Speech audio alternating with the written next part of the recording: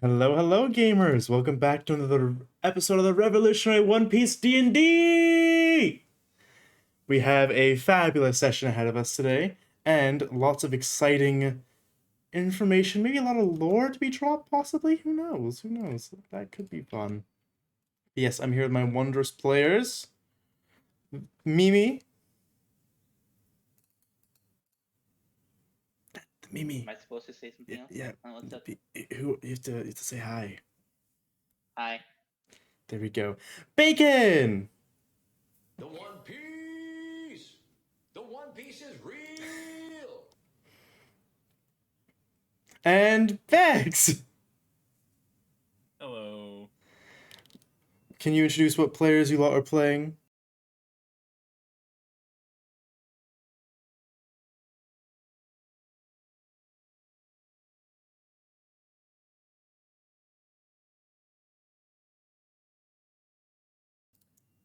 Just stop looking at stream, bro.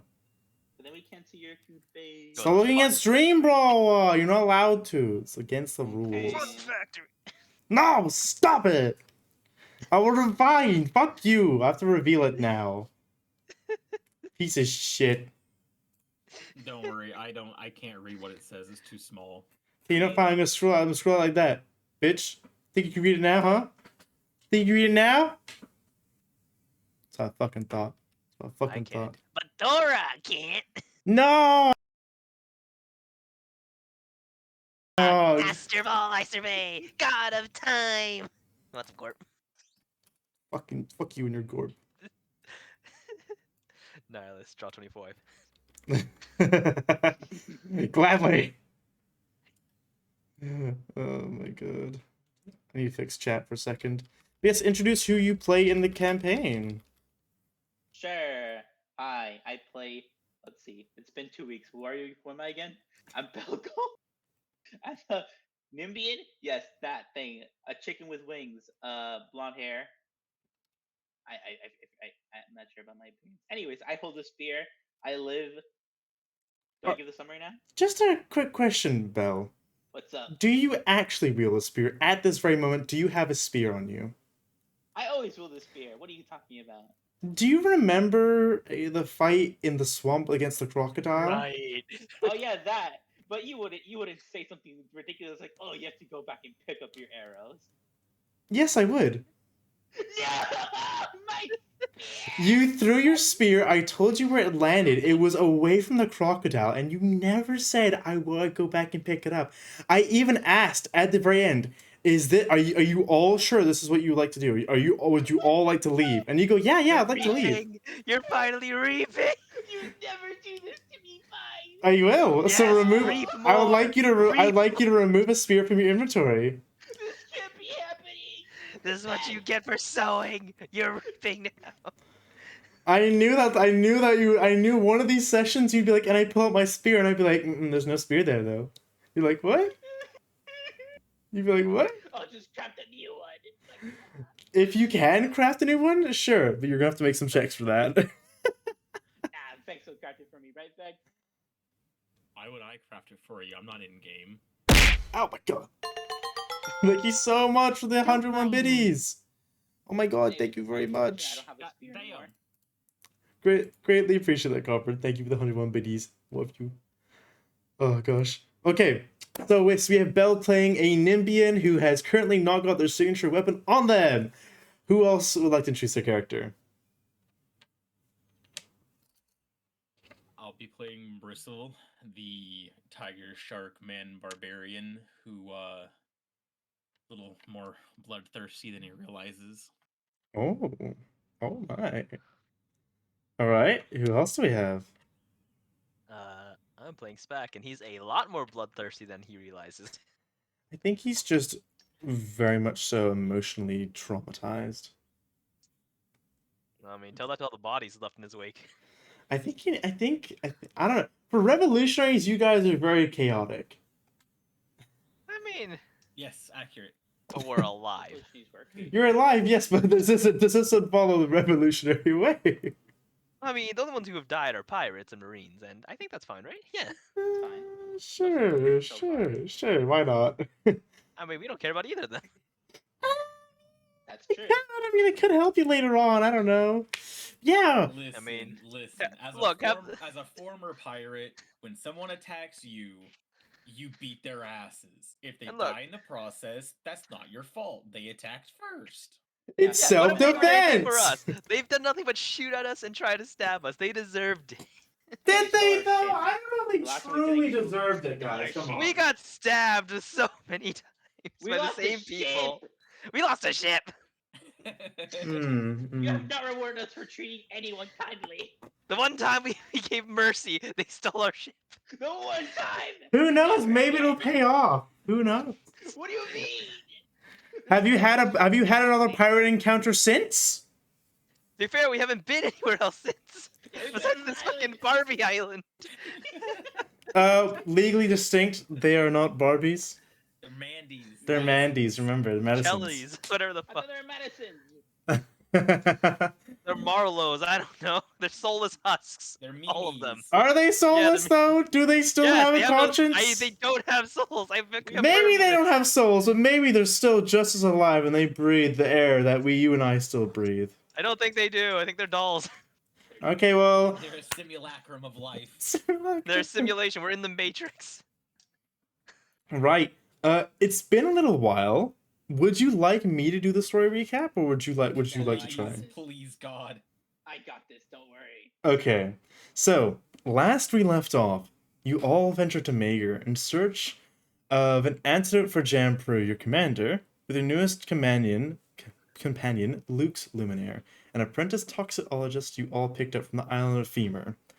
As you explored Maker, you ended up before the Archduke, Maximilien Illusoire Mirage, and he tasked you to capture the criminal gang known as the Sticky Paws. It was a fierce chase and battle, which found you all on the island's train. Sadly, things quite literally went off the rails, and this led to all of your arrests, as we are now in a carriage being drawn by some rocking horses, as you can see outside in the front that there are some wooden soldiers in their classic red and black attire, and you are all sat there, just the four of you there. Ah, so you're finally Hey, awake. you're finally awake.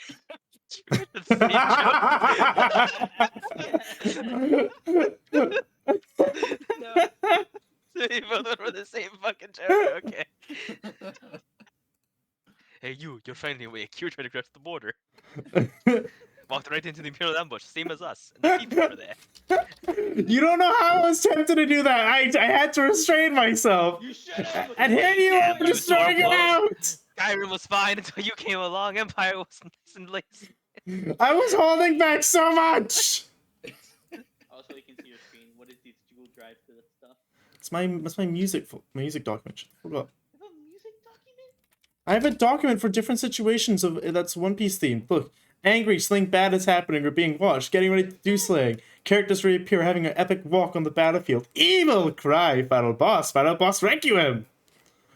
Was this your 11 hours? No, that's actually I made that a long time ago, and I still have it still because I made it for a D&D in which I'm a part of as a player, and I play that music when something has Oh, so happening. you wanted your own theme song. Yeah. Can this be my theme song? Oh, the misery. Yeah, it's just the misery. The misery. Just the misery. But yes, would you like to roll Constitution to see which one of you wakes up first? Sure, I got this. I have good con score. Was one of us still awake at the time? I can't remember who. Bristle, you were the one that was awake, and you... Do you want to roll me history to see how much you remember, or do you actually remember what happened? I'll be honest, between things that have happened in real life and this tail end of a headache I have, I can't remember anything. Okay. Then give me a con. Just a con save to see if to see who wakes up first.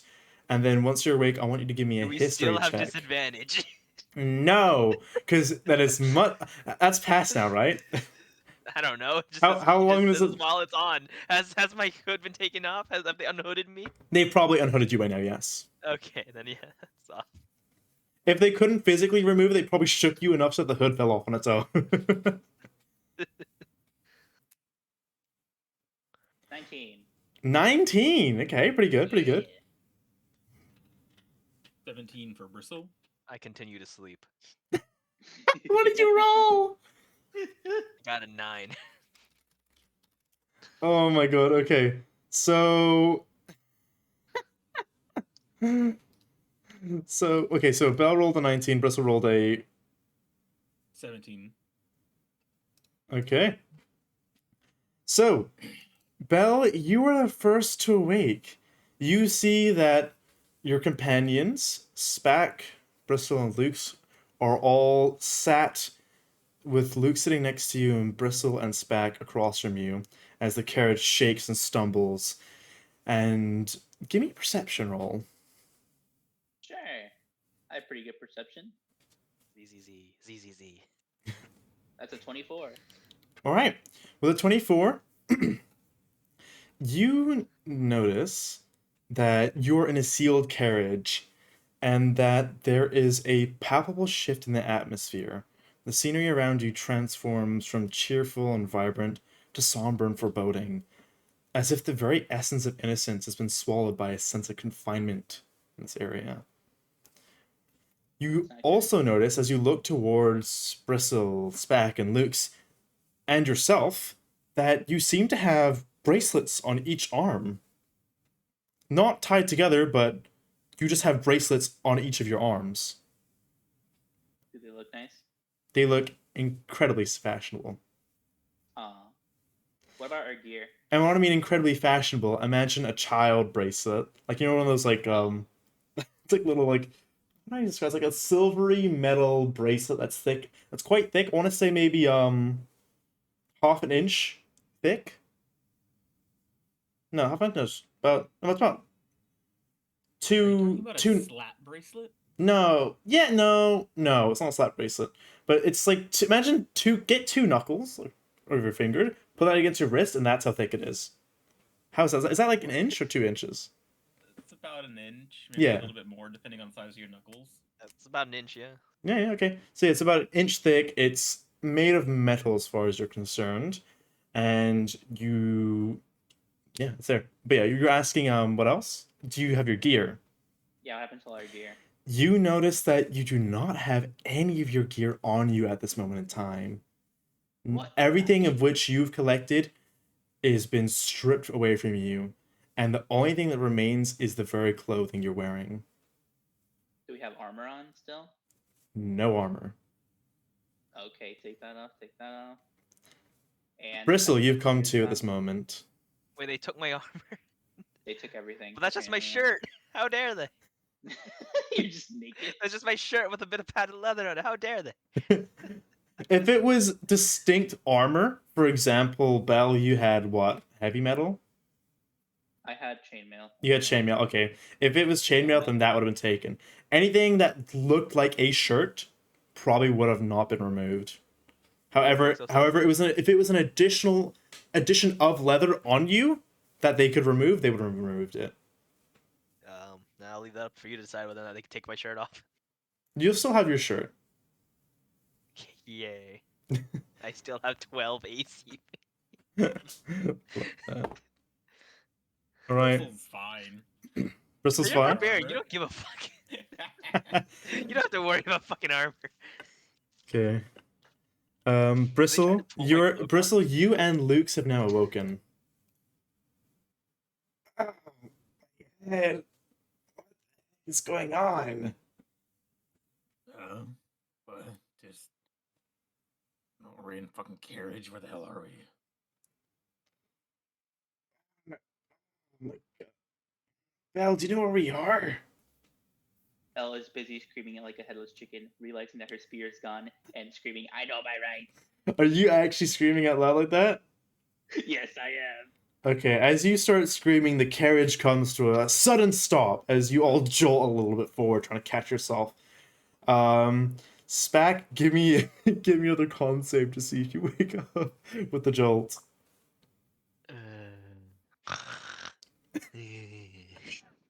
Okay. I think you failed. Back, you with a sudden jolt, you collide into Bristle, and you're still asleep somehow. It's incredible. I wish I could sleep this well, not some I nights. fucking huddle up. You cuddle up against Bristle, yeah. It's something. It's a pillow. You, A very rough, Pat. rough, muscular pillow. Wow. it's warmer than the wood. As you see a toy soldier start walking up to the window. Are you still screaming? I am screaming. I know my rights. Okay.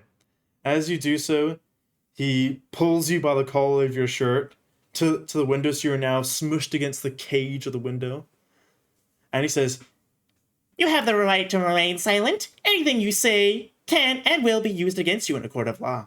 You have the right to speak to an attorney and to have an attorney present during any questioning." Am I able to touch him? Call Julia. Am I able to touch him? Need a lawyer. You attempt to touch him? Am I able to touch him? You could try to fit your hand through the bars, yeah? Why don't you try and make a hit, an unarmed hit scroll to see if you can grab them? Sure. Let's see. What am I rolling for unarmed? Just it should be an unarmed Your strike. proficiency plus your strength. If you're on Okay, your that's a- if you're on D&D Beyond, it should just be unarmed strike. That's a 14. 14 to hit. Let me check if that hits. What is their AC? And 14 does not hit.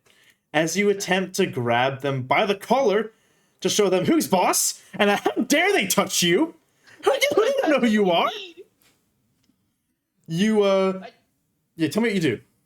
I just wanted to touch him. I was just trying to just touch him Oh, so you weren't trying to grab the collar, you're trying to just pat them down, like just touch them. just cop a feel. Is that right? No, just What? skin contact. You need to be more specific. I want to touch them. In what manner? I just want to touch them. As in, like, you want to, like, what? Like, kind of, like, cup their cheeks, like, touch their face, touch their skin, their shirt. Like, what? Headbutt Fun 'em. fact: any form of unwarranted touching is considered battery. Headbutt him. That Okay, is very so assault and battery. that's completely different to saying you wanted to touch him. Well, you still would have missed. It's the same thing. Okay, fine. No. I'll let you try. Headbutt him. Give me a roll to hit. What am I rolling here? I'm just It's on the same unarmed strike. Yeah. Give me a roll to hit. I rolled a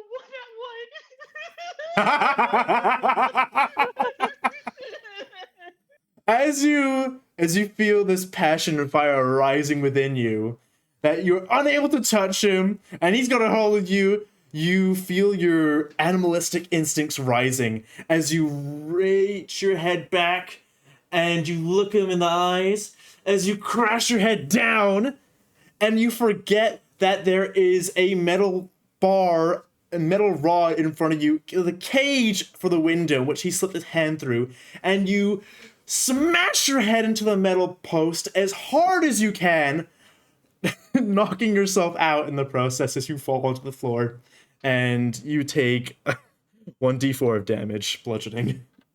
Snore, snore, snore. Mimi's reaping. Snore, snore, snore. Do you want to roll the 1d4? Or do you want to roll the 1d4? I already rolled it. I take 3 damage. Damage. And now you land on the floor on top of Bristle. Very comfy. As this blood trickles down your head. And the toy soldier kind of looks appalled as he's just like, what? What? Oh, okay. Foreigners. As he scoffs and gets back into the front of the cart and just, as the rocking of the wooden horse begins to sound as you continue down the path. Bristle, would you like to do a little perception to see what's going on around you? Sure. Should this be at disadvantage since I have 2 fucking people laying on me? No, they're like on your lap, like on your arm. They're not blocking your eyesight. Drooling. You can push them off if you want, my guy. That's an 11. That seems reasonable. Okay. To push them off or to perception? For perception. Okay. So you look around outside and you realize that the once lively flora is given way to now the twisted and gnarled trees with branches that reach out like skeletal fingers, as if they yearn to capture any glimmer of sun that may pass, with the vibrant colors of the island fading into muted colors of gray and black. The air feels heavier, and laden with a mixture of anticipation and trepidation, with only the distant sound of the clinking chains and muffled cries seeming to cut through the weighty silence. As the prison begins to come into view, rising ominously against the dreary backdrop, its imposing walls made of solid black stone loom high above, adorned with twisted iron bars that form a daunting barrier between the inmates and the outside world. The architecture, as you remember, once reminiscent of childlike whimsy, now takes on a sinister edge, with sharp angles and darkened corners that seem to harbor secrets and despair. Guard towers and their watchful eyes stand surveying the surroundings with an air of vigilance. A black flag sits atop the central tower, bearing a symbol of a frowning face. As the carriage comes to a halt, and you hear the toy soldier once again get off the horse and start fiddling with the back door. But before that happens, Bristle, we never got you to do that history check. Do you want to do the history check to see if you remember what happened as you woke up? Sure. This is gonna be wonderful. Wow. That's a 19 plus 1. 20 Okay. Total. Yeah. So you have very clear flashes of what has happened as you collided with the wafer cookie wall in the previous session. You remember that there was a blue gummy bear that was conducting the train and had derailed the train to cause the crash.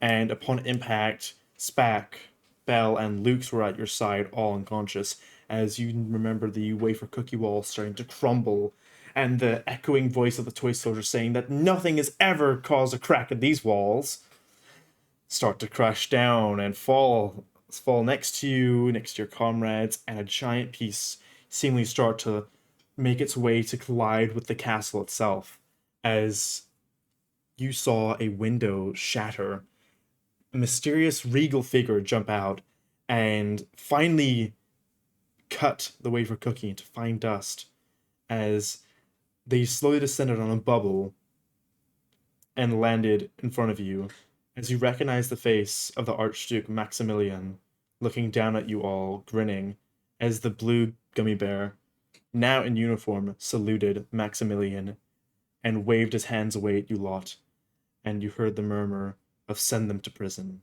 They are under arrest for treason."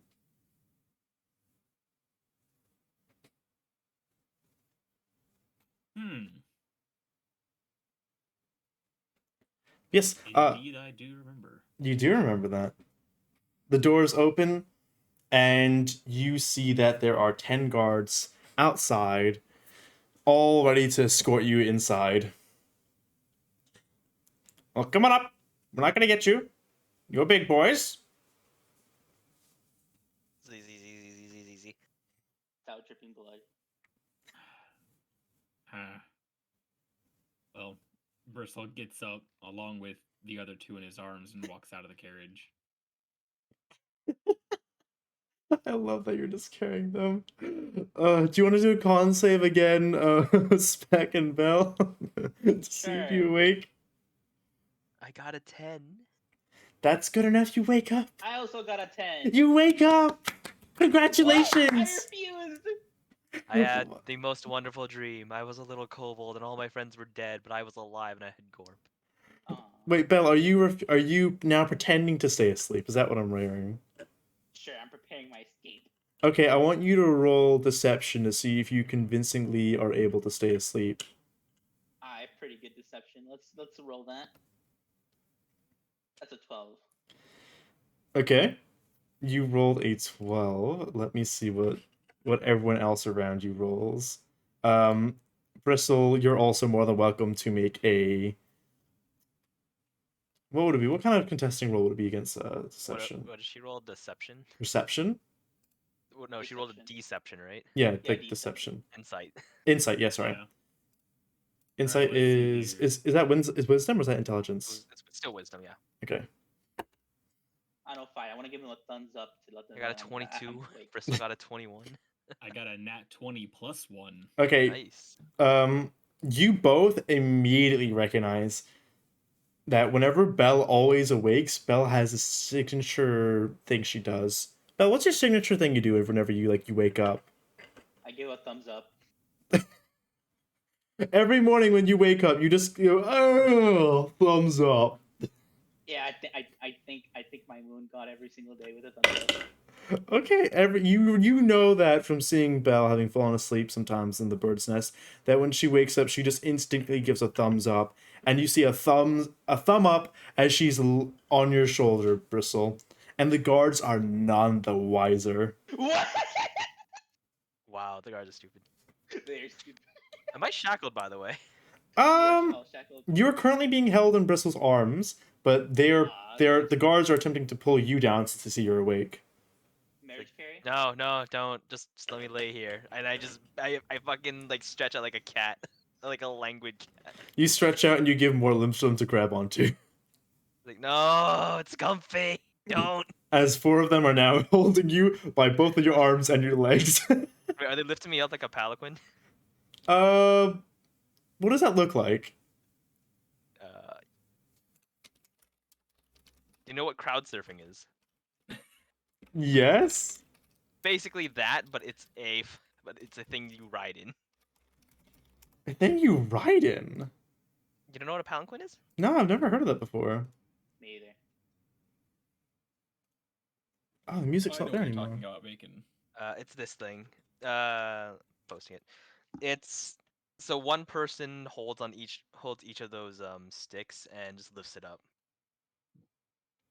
It's a person-powered car. Oh, Yeah. this. Okay, you're not being carried in a palanquin, but you're being Yeah, but carried they're like just, like, one. Yeah, each of my limbs would be one of those fucking sticks, and they're just carrying me like that. Exactly. Yes. It's It's like, exactly you know what? what's This is going on. fine. This is actually fine. You know what? Yeah. So what I miss? What's happened? Are we being escorted to a feast or something? We're going to jail. Why? Reasons I can explain later. Okay. Do we want to break out? You, let me No, reveal the we do map to you not. lot now, actually. No, we do not have intentions of breaking out, stares at fucking Spack.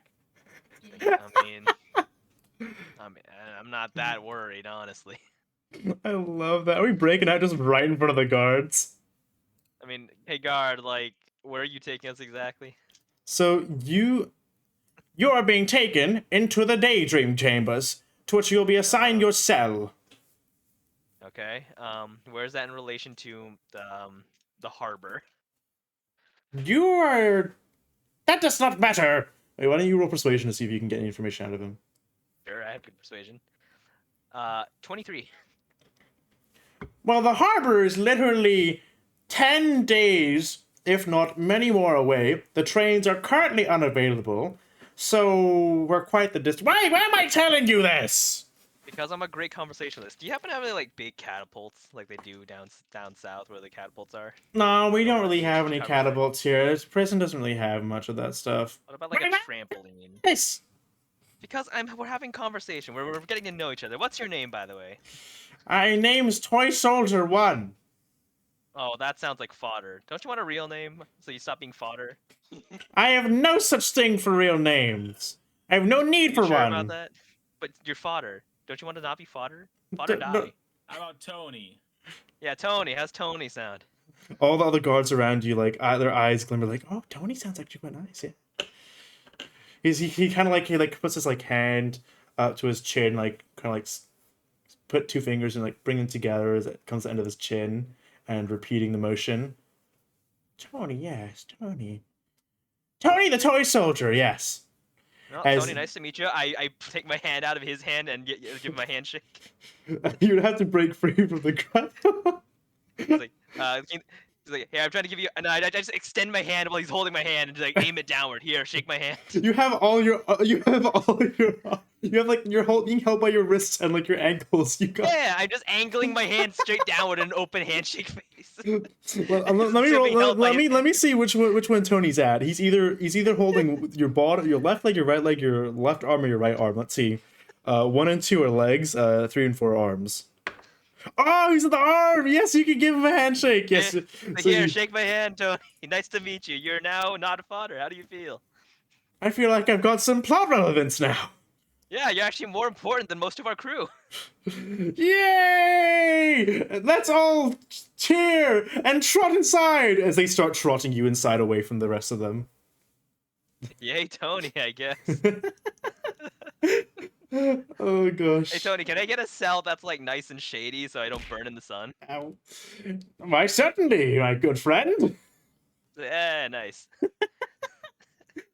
Okay, Bristle and Belle and Luke's. You see that? You notice that Luke's actually being escorted by 4 guards as well, and that they aren't holding him the way they did with Spack, but he's being brought down another way. Spack was brought down to the left, as you saw, while Luke's is being brought down to the right. And you're currently over here inside the walls.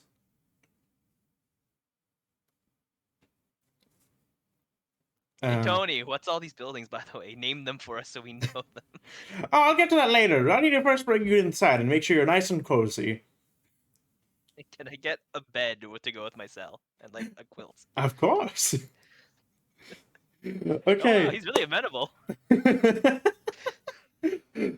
All right, Bristle and Belle, the rest of the guards are now trying to escort you along the way. However, not as fast as they look at the sheer size of you, Bristle, and they look at each other and they're like, "Can you carry him? Can you carry him? I can't carry him. Can you carry him? I can't carry him. I can carry you. him?" They're like, they kind of look at you. They're like, I lean in and whisper to them, do it. It's You're uncomfortable. Spack. You're already like over here, by the way. So you're Oh, I gone. They Oh. they trotted away with you. Remember? All right. I lean up a bit and look back there to see if I can't tell what's happening. Yeah, I should probably have your characters here. Okay, Probably. that's easier. Oh wow, they really ran off on me. Yeah, they ran off, my guy. They ran. They were so inspired from just your little gesture to them, especially to Tony as well. Tony decided to just be like, "Let's go, fellas! We've got a job to do. Let's make sure not Specs. relevant." Let's make sure he's nice and cozy." But yes, Luke's has now been moved over here, and he's no longer in sight. Actually, would you like to attempt to carry one of the toy soldiers, Bristle? You know what? Sure. I gently put my hand down and I'm like, come on, it's safe. They're like this. They're like 6 feet tall. They're not like toy soldiers. I still put my hand down. They're shorter than I am. He's like he looks at your hand. He's gonna roll to see whether or not what he decides to do with that Give hand. in to the temptation. Okay, he rolls enough to understand that he should sit on your hand. So he's kind of like, I don't know how you're going to do this, but okay, I guess I'll sit here. As he sits on your hand. Okay, as he sits on my hand, how tall is the roof here? It goes on for a very long time. You're in. Okay, then I just take him sitting in my hand and raise him completely above my head. Oh my god! Straight up above. Can you give me performance? Sure. Oh Oh man. gosh. 16. All right. The other toy soldier does not at all sense any hostility from you, and he's very much so enjoying the performance.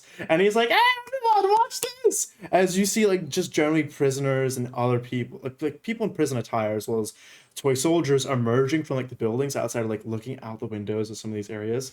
And I'm like, what's happening out there? Oh my god! As like the toy soldiers come out, and they're like, I want to turn next. Me. Okay. I just take turns fucking You take turns fucking what? whoa, no. Hola. Bristle! They're toys! I set that one down, and then with my other hand, lift another one up, and I'm just going through, lifting them all up one at a time, raising them above my head like they're fucking my nieces. Jesus. Awesome. Belle, how are you feeling right now, you know, being slung over Bristle's shoulder? And you're feeling all this commotion. Are you maybe squeamish or like do you get sick easily? Nah, I have pretty good con. But Can you give me a guess con I'll save show to see if that. that's the case? Like, do you get motion sick? I rolled a 22. Okay, yeah, you're fine. Yeah, you're fine. Let's go. However, with the Prince of more guards, they're also going to see how they're going to try and tell what's happening with you. Yeah, no, they have no idea. Still, they have no idea that you're asleep. Okay, all right. As the toy soldiers are all like asking for turns, they're getting their turns. How did you do that, Bacon? I turned that off. No, you didn't. I went into my settings and turned that off, so I wouldn't have to do You this. didn't turn off anything, and it's Oh, still yeah, you available. What the Yeah, yo, fuck? your I happy turned minute. it Where's my off. happy minute? It's off on my end. I have the power. Bacon's a mod. Oh my god, wait. I clicked it, but it never turned off. I couldn't turn it off. Oh. No, I don't want to do push-ups when I'm DMing. What do you mean? Oh my god, I actually can't turn it off. Oh, for fuck's sake. We have so much power, it's unreal. Okay, do you want me doing push-ups in the middle of me DMing, or do you want me doing them, like, after? Like, at the very end, Do like, them we accumulate while them. while you're talking. While I'm talking. Let's hear the strain while you describe what is happening. Okay, as the toy soldiers all gather around you, and they're taking turns, Bristle, you can't help but start noticing that some specific individuals start taking an interest in what's happening. Specifically, you see... I need to actually scroll down. You see 1, 2, 3, 4, 5, 6, 7, 8. You see 8 figures looking distinctly different from the toy soldiers. Looking all at you from different areas of the prison, as well as from in the windows, and they're just outside admiring what's going on. And when I mean different, they don't look like any of the toys in which you've seen before in this area. They don't look like toy soldiers, but they look more like... Some of them look a bit more like puppets, some of them look a lot like humans, but you can tell from the grain of their skin and the grain on their complexion that they are most certainly not. But they look a lot more human-like than the rest. As the toy soldiers now start, like, as they're like all like consolidating around you, they start to like push you in to like towards the daydream chambers and where like Spac was taken actually. Okay, I slowly making my way through there, lifting them above my head. Like as you're taking turns, they're all like walking with you. You juggle them. You No, juggle I them. can't juggle. I don't want to drop them. You could try. Dexterity checks everywhere. Do you want to try juggling Belle? No, definitely not. I love that. You can barely hear Vex. Okay, thank you, Anthron. Let me increase my Discord volume. Okay. I've increased my Discord volume. Let me know, Anthron, if that is any better. I'll gift a sub if I can join. That I love the attempt for bribery. It's DD. That's right, DD. But no bargaining going on here. Yes, you're now all joined in the Daydream Chambers as you have a nice, neat uniform in front of you, by the way, Spac, as you arrive first. You've got your bed there. No quilt yet, but you've got a bed, you've got a sink, you've got a toilet in there. Also You got... placed an order for a nice iced tea and maybe some blinders so that the sun doesn't get in none of my eyes when I'm trying to rest. Roll persuasion. You keep asking for persuasion, but I'm great at persuasion. Well, I don't want to understand what to say. 24. All right, you ask so kindly to Tony. Your eyes pleading as if you were a cat with your eyes. You're retinas expanding, making you look so adorable that they kind of look at you. Oh, it's a human. It's so cute. And they're like, how can we say no to him? As The Tony, Puss in Boots thing. yeah, as Tony kind of like you see like a wooden teardrop fall from his eyes. He swats it away, and you hear the clink of wood on the the ground below. And it's like, we'll do everything we can to make sure you feel as homey as possible. As he's like, go get some blinds for the man. Go get this lemon tea. I don't know what he's asking, but I know what it is. But get it for him. As they all rush off, and you see 4 toy soldiers like running like with tears, when tears drops falling out of their eyes, out of the daydream chambers. Bristle and Bell. I have never wielded more power in my life, and I love it.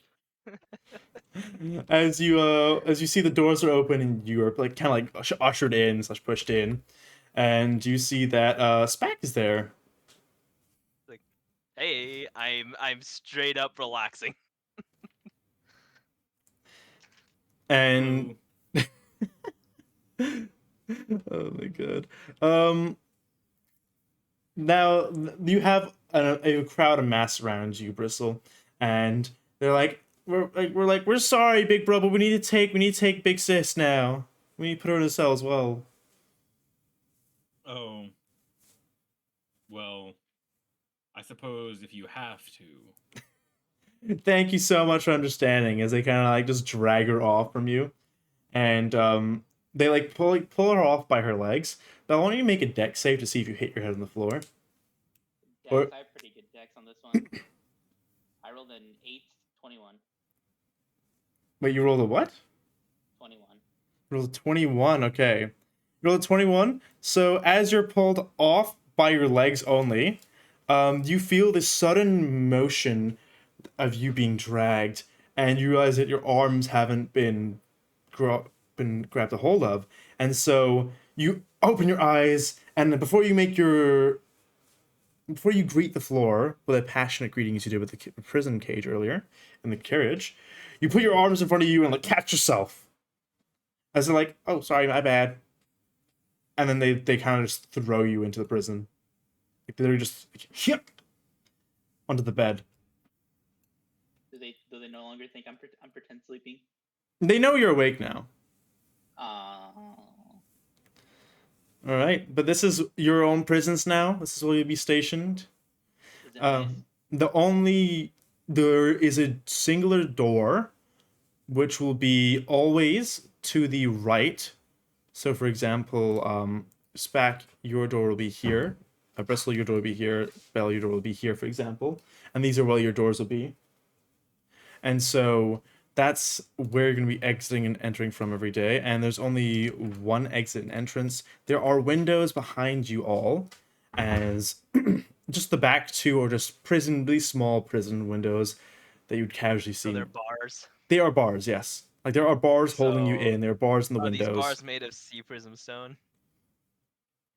Would you like to go ahead and try and grab the sea prism? Would you like to go ahead and grab Can I the just bars? look at it? Because we've seen sea prism before. Okay, why don't you give me an... Is it investigation roll? Probably investigation, yeah. 21. All right, you look Oh, at the 22, bar. actually. Okay, you look at the bars by the window. You look at the bars in front of you as well that are holding you. They're holding you in, and the bars, the windows, and you can see that there's distinctly a different texture. There's a different grain to the sea stone you're very familiar with. So probably shouldn't be touching that. All right. As in, Wait, no. they look distinctly different from sea stone. Oh, okay. Touch it. Okay, you touch the bars, and nothing happens to Yep. you. Awesome. Well, if I need to leave, I can. All right. I go back to laying down in my bed waiting for my iced tea. All right. Do you all get changed into your prison uniforms? What's like? Tell me what you're doing in your cells at the moment.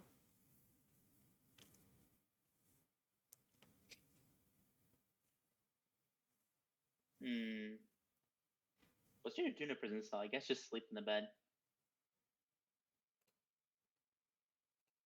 What all, aside from like the cot and window, is there in the prison cell? The cot and the windows. There is the bed, as you mentioned. There is a sink. There is a toilet. There is no mirror. However, there's a small cup made of plastic, as you can kind of see there, and a toothbrush in there as well for you, with some toothpaste on the side that is just on a stone plate that has just been squeezed on there, and so it's not being like held on anything. You can see a little bit of dust on it, and you've dealt with worse, my guy. You've dealt with fucking sweat people. We have dealt with sweat people. While We have. true, still, ew. Ew. Sir, can I get some new toothpaste? This one's kind of dusty. There's like a fly in it or something. Oh my gosh. Actually, Wait, so how much of my stuff did they take beyond? Everything. wallpaper You have phone? nothing on your Everything? person Oh, that I you have normally would nothing. have.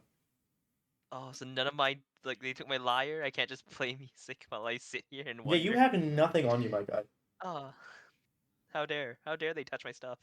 How dare All right. Well, in that case, Bristle's going to just strip butt naked, Oh, and then he's going to get some water from the sink and rinse himself off, and then he's going to just put on pants, and that's it. nice. These are fully walled rooms, right? We can't see each other. Oh no, you can definitely see each other. Oh, you're stripping in front of me, Bristle. And You know what? You're right. Yeah, okay. I'll go back to laying down. Do you strip in return? It's like, nah. I can just imagine. Like, is that a challenge of a strip you're presenting? Oh shit! You want to make this? You want to make this a strip up? Counter strip tease? open the blinds, throw some water in the air, make it all sparkle, do some voguing. I'll roll performance. You bet I won't. Oh my god. Belle, how are you doing? Are you mortally wounded, or have you been scarred from seeing Bristle from the just the corner of your eye? I elected to take a long rest. Okay, you at let's see. You know what? Fine, yeah, we'll make this evening. We'll make this evening. We'll make it around about 10 p.m. so you can choose to do a long rest now, yes. That's so nice of you. Yeah, I choose to do a long rest. All right, so you immediately just plopped into bed, didn't change into your uniform, just went to bed, is that right? Of course. Why would I do that? Oh boy. Remember what happened last time you didn't have a shower, Belle? Wait, Have what I- about the love letter? Have I done anything that would make me dirty up to this point? Well, let's see. You were riding on a wooden horse through the woods. You tried to climb up a tree. You collapsed from trying to climb up the tree, landing in mud and sticks and grime. You then attempted to fight gummy bears, and you got a bunch of gummy bear muck and grime on you, as well as collapsed into a wafer cookie wall, of which you've got the dust on you lingering, and then you hit your head on a metal bar that probably hasn't been cleaned in a while, had blood trickle down your head, didn't wipe the blood away upon waking up, and you've been lying on Bristle's sweaty, also dirty body as well. Pretty clean. dirty, dirty body. Gummy viscera. Wow. Okay, thankfully you don't have the ability to shower, so I will not punish you. In light of that, I will change clothes then, as you said. The voice of God makes a good point. I just look get changed. It's either that or take a stab penalty. I refuse. Good, Mimi, you're learning. You're learning to not sew. I'm training her well, Vex. I'm training her well. Only this carried over. Oh man. All right, but yes, it is 10 p.m. Belle has passed out after getting changed. Bristle and Spag, are you having your strip off still? I don't know. Am I strip offing? Have we Tell me, decided that- you tell me. Are you? I'm not gonna make you I don't strip know. Is off. Bristle challenging me? You know what? Let's see here. Let's see. Do you if do you Bristle feel even challenged or notices. Is emasculated? Bristle's performance worthy of a challenge? Oh my god, I nat 20 did. Of course he sees you also stripping and he's like, well, I gotta put on some kind of show. All right, I need you. Let me get up It's a some. 16 performance. Oh shit. Let me see if that entices me. Let me roll a wisdom save. No, I need to outdo you. I rolled so bad. Here we go. I need to outdo him. All right, you got some music now. Tell me how you do your strip off. Cool. You ever watch Sailor Moon? Yes, I've seen clips and some of it. It's just two people doing that over and over again. I got it. If we're rolling for set performance for this, it's a 22. Roll for strength then. Oh shit! Use your Okay, 17 to stat. you I have start like. by shedding the cloak backwards. Oh, okay. I pop the. Continue. Don't stop. It's your day, I bitch. twist 180, giving the side profile of my legs in the V shape and like twisted sideways, and I pull the shirt backwards and arc my back and spray my sweat into the air, glistening. Sheesh. What you got? Use your I bonus fucking I whip my head back over you with the sweat still glistening off my hair and signal your move. What you got? Show me what you got. Bristle just looks at him getting all sweaty again, points and goes, ha, and then lays down. It's like, He goes, Damn. and the music just cuts. I'm still standing in the pose. I'm just like, fuck. You're like, I did all that for nothing? Damn. So no head. Okay. It's like, how dare? How dare you issue a challenge then not follow through? How dare? Never have I been so insulted. Tony, I require refreshments. Tony has just arrived with a glass of water and a single whole lemon inside. You know, this is fine. Am I still half naked? You are My still pose. half naked in that I'm still pose. in my pose, half naked. Tony, Yes. do I look good? He thinks you look fucking fabulous. Then I have done what I needed to. I fucking put my cloak back on and grab the lemon in the water. Thank you, Tony. You're welcome. And he like also like clicks his like he like claps his two wooden like hands like pop pop. Actually, I can probably make a wood sound. There you go. He makes this as the quilt is brought and he's like, here for you, my friend. As he brings the quilt that you requested earlier. Like, ah, nice. Is it triple layered? Is it triple layered? He turns to his friend. No, sir, it's only double layered. It's like, well, I'm dissatisfied. It is also night and I am cold, so I will take it. We're very sorry. If you work a bit harder, maybe you'll be worthy of a name and you won't be known as fodder. As Tony looks at him and says, come on, you can get a name. One day, just like me. One day you could be relevant. One day you can have some significance to the story plot. He's like, yes, sir, Tony. As they walk out, and they bid you adieu and a good night. Also, have you seen Bruce Almighty? As Tony kind of like pokes his head back. He's like, what? Oh, not you. Fine. Oh, Have you okay, seen sorry, Bruce man. Almighty? Have I seen Bristle Almighty? Bruce Almighty. Bruce Almighty. It rings a bell. Go check the chat. Check the chat was in the chat. Oh my god. Love it. I love it. That's great. That's almost exactly what happened. Oh my gosh. That's fabulous. But okay. It is now evening and you all successfully get a long rest off as you feel the sun's glorious rays beaming down on you, Belle, but not on you, Spax, since you've got those nice blinds in at the moment. Nice. As you're awoken, Belle and Bristle and Spax still lazily like lying in bed, comfortably. Tell me like how. Actually, I never had my question of the day. Oh my god. Yeah, you you have forgot that. that. What is your character's sleeping position in bed? Like, do you go to fetus? Like, do you hug something? Do you lie on your I answered stomach? this before on accident. Well, I haven't got it here.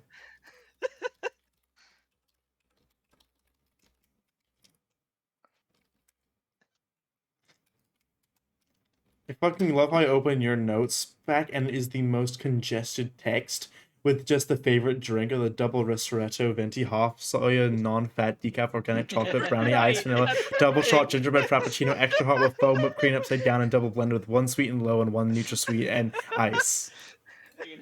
Right, that was a thing. Yes, what is your sleeping position?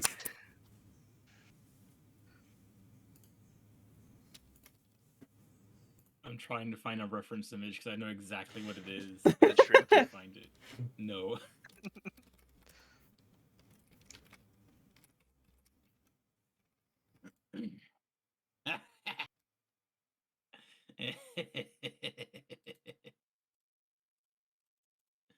It's this fucking Captain America panel. Okay, I'm waiting. Yo. So, which one? I see 3 different characters in that fucking GIF, Mimi. Luffy. 'cause Okay, I get, so you're- like, my so wings the bed spread is- out of- So the bed is straight up, okay? So it's like on the floor. Actually, I can draw this in the map. So the bed is like this. Right? Imagine it's like this. And so you're lying. half my Ooh. body in, half my body out. You're lying like this. Yeah, This- so my wings can be spread out. It's my freehand tool. You're lying Perfect. directly like that. Yep, my legs are just up on the wall. And Spec, you're lying like this. Oh my god. You're just dabbing in your sleep. Your bot is griefing me because Captain America is exposed. It's not even sexy, it's just his giant muscles. He can't help it, okay? Oh my god. I love that. Okay, so you're what would you describe your sleeping position then, Mimi? Is that like half out of bed? Half out of bed so my wings can be spread out. Okay, I like that. Only way I can sleep comfortably. What is this? It's- Sometimes cry at the fact that this is an actual page for Captain America. I honestly think I was gonna say the same thing. Arms What at the the side, fuck? head staring straight at the ceiling, not moving. On back. Yeah, that's how Crystal sleeps. Okay. And Spec, the way that your character sleeps is just dabbing on back. Somewhere between dabbing and whatever the other guy is doing. Lying on back, dabbing, or being a contortionist. And the occasional shrimping. Oh god. I have a really big problem. I shrimp a lot of my sleep because I hug something. And I Damn. just fetus immediately. Yes, okay, we're getting distracted here. Who brought this question of the day? How dare you? But alright. It is now. Let's see, what time is it now? It's now early morning as the sun's rays are beaming down your face, and you hear the sound of a bell ringing. Ding, ding, ding, ding, ding, ding, ding, ding, ding, ding, ding, ding. As you hear on a speaker, wake up, wake up, wake up, wake up. What? And you see toy soldiers like walking in between like the hallways, just clanging like a cowbell. Clang, clang, clang. Oh, Wake shit, up, more cowbell? wake up, wake up.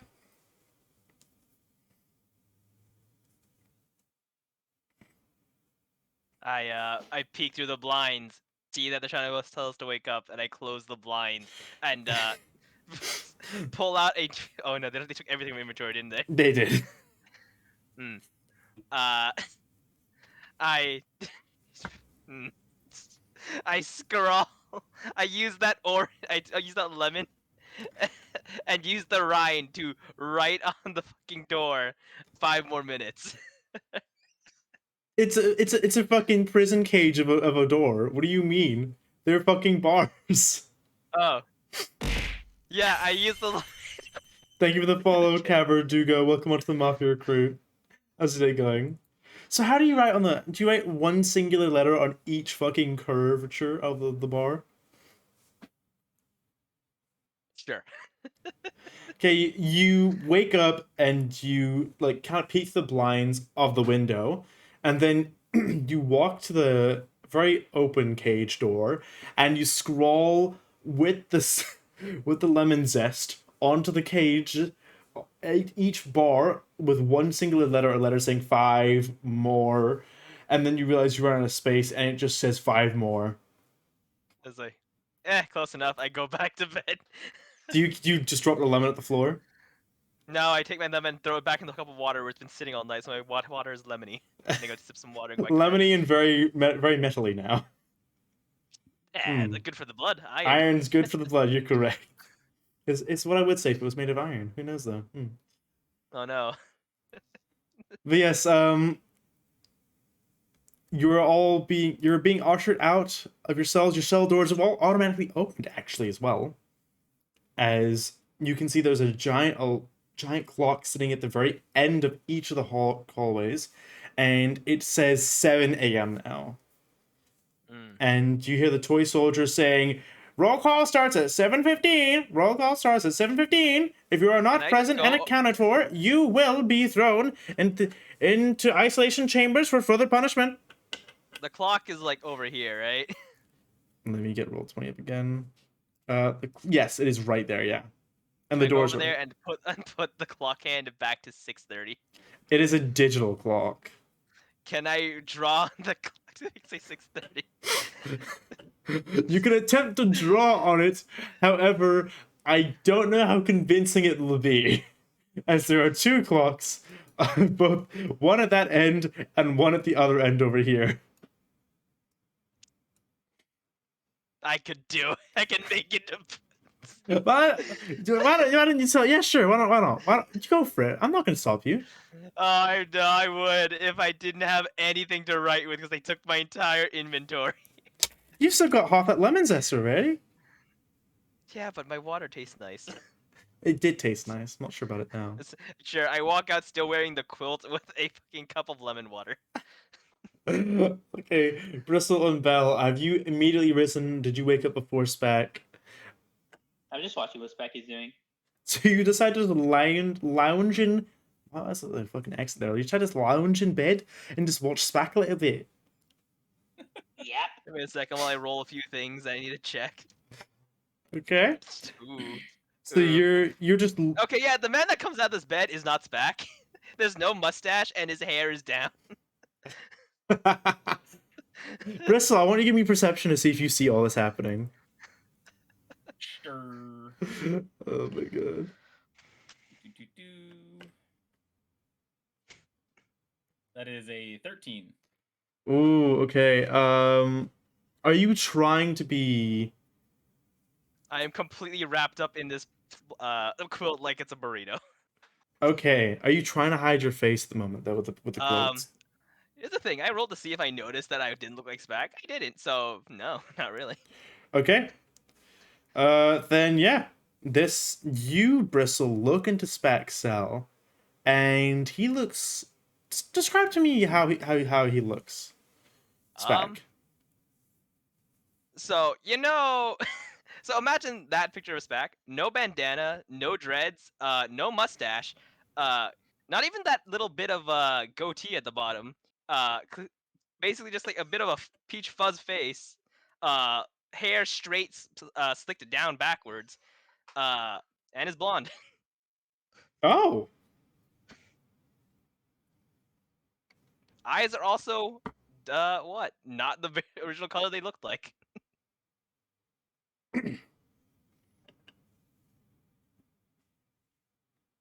Okay, Bristle, that's what you see.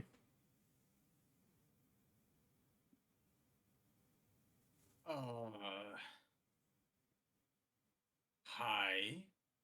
Like, oh, hey, Bristle, what up? I pulled it. Wait, give me a second. Hey, Bristle, what up? You have Spack's voice, but not his face. I reach out and grab his face. Where is his face? It's like, what are you talking about? Oh! I immediately turn around, quilt over my head, and run back inside my cell. How are you running away? I'm holding your face. Oh, are you actually grappling me? I have your face in my hand. It's like,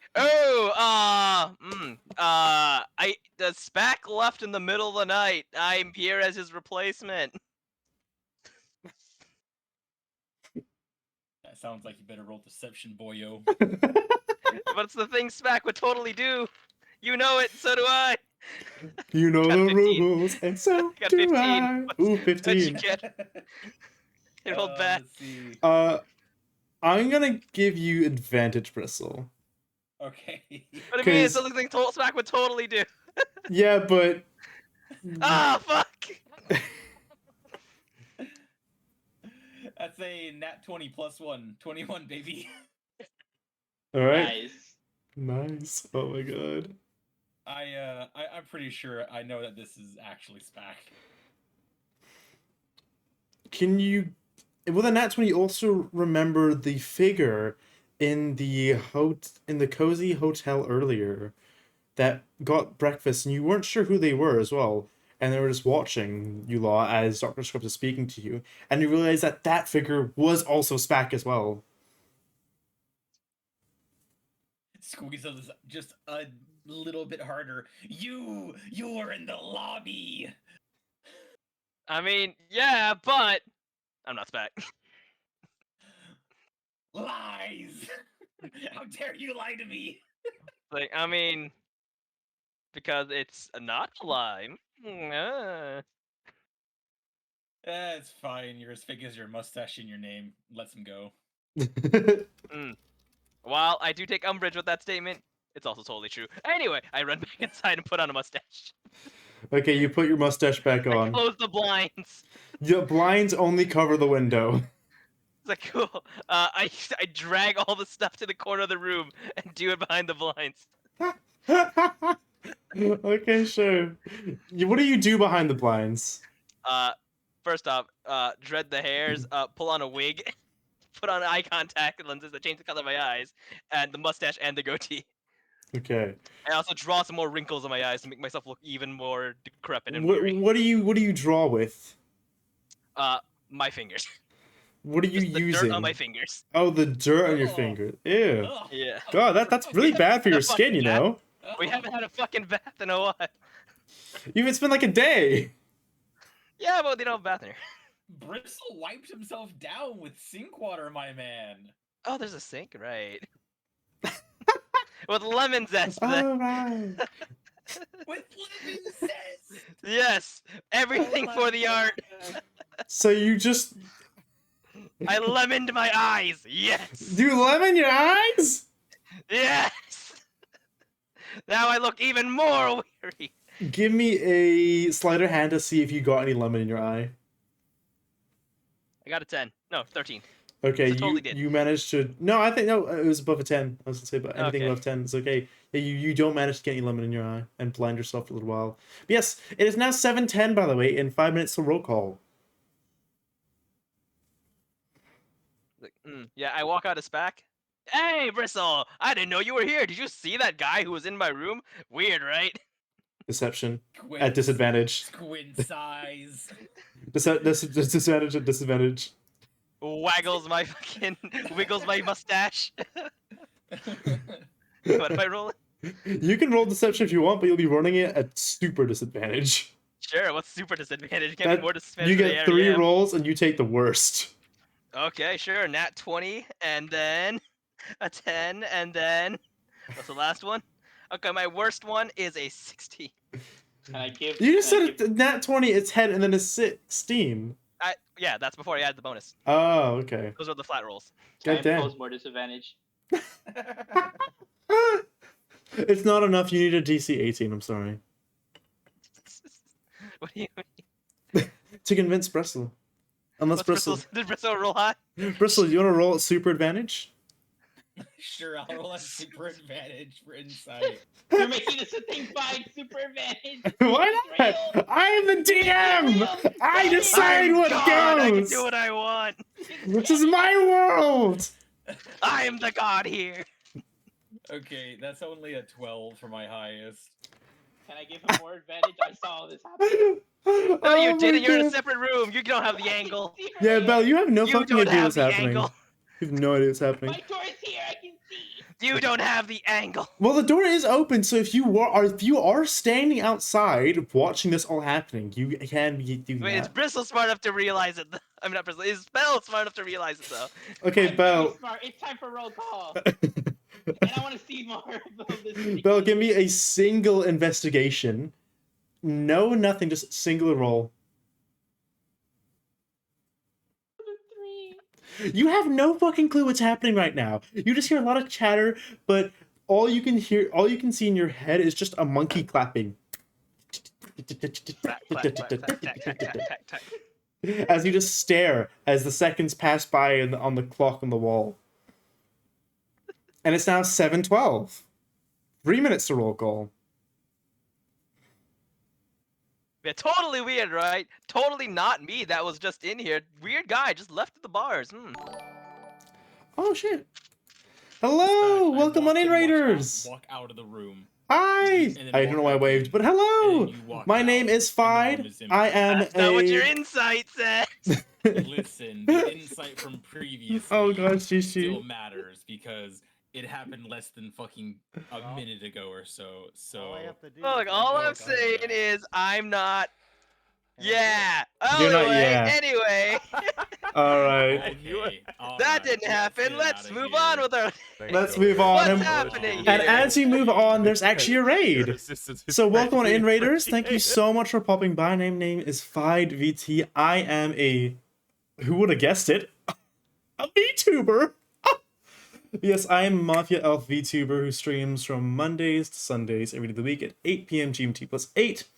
And I welcome you all into my homie abode. Please take a seat. We're currently doing a One Piece D&D as I am the DM, your gracious host. And we have a homebrew fucking cunt. Oh my god. But welcome on in, everyone. That was a safer clip. No. Good. Hello, Alec. Hello, Spyra. Hello, Alec again. Hello, Dread, Ellie, and Shishi Buns. Hopefully you're not being bullied too hard, Shishi. But how was your stream, Dread? What did you play? I'd love to hear about it. This is Homebrew World with our crew here. Welcome to Fight Stream, everybody. We're forcing him to get swole. Well, I'm actually getting quite swole, you know. I've actually lost 10 kg.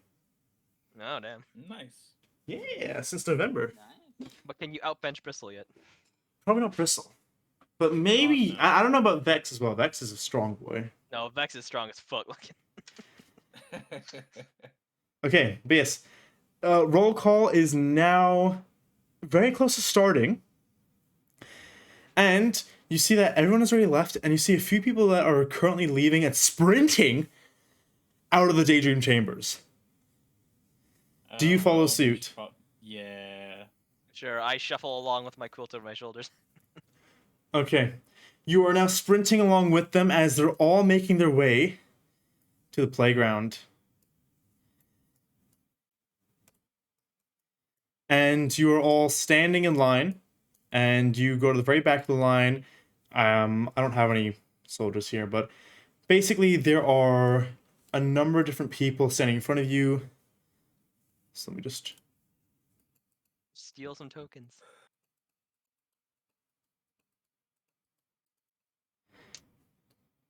And there's a few behind you, as well as some to your side. Yes. You recognize... Bristle, can you give me perception as well? Sure thing. I hope in 22. Gengar? Yeah, let's go.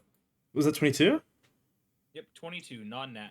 Non-nat, nice, alright. Gremlin noises. I am TGE voice in your head. You will obey me. Okay, so the Morgan. 22, you were able Now, to notice do the some figures dumb which checks. were looking at you yesterday. They 8 more human-like figures, but still have the toy aesthetic going on. As well as, it looks like some apples? Like, apples with arms and legs apples. And as the clock strikes 7:15, you hear loud footsteps. Boom, boom, boom, boom. As they come down from the center building and out from here and slowly make their way over here. And they are now standing in the center.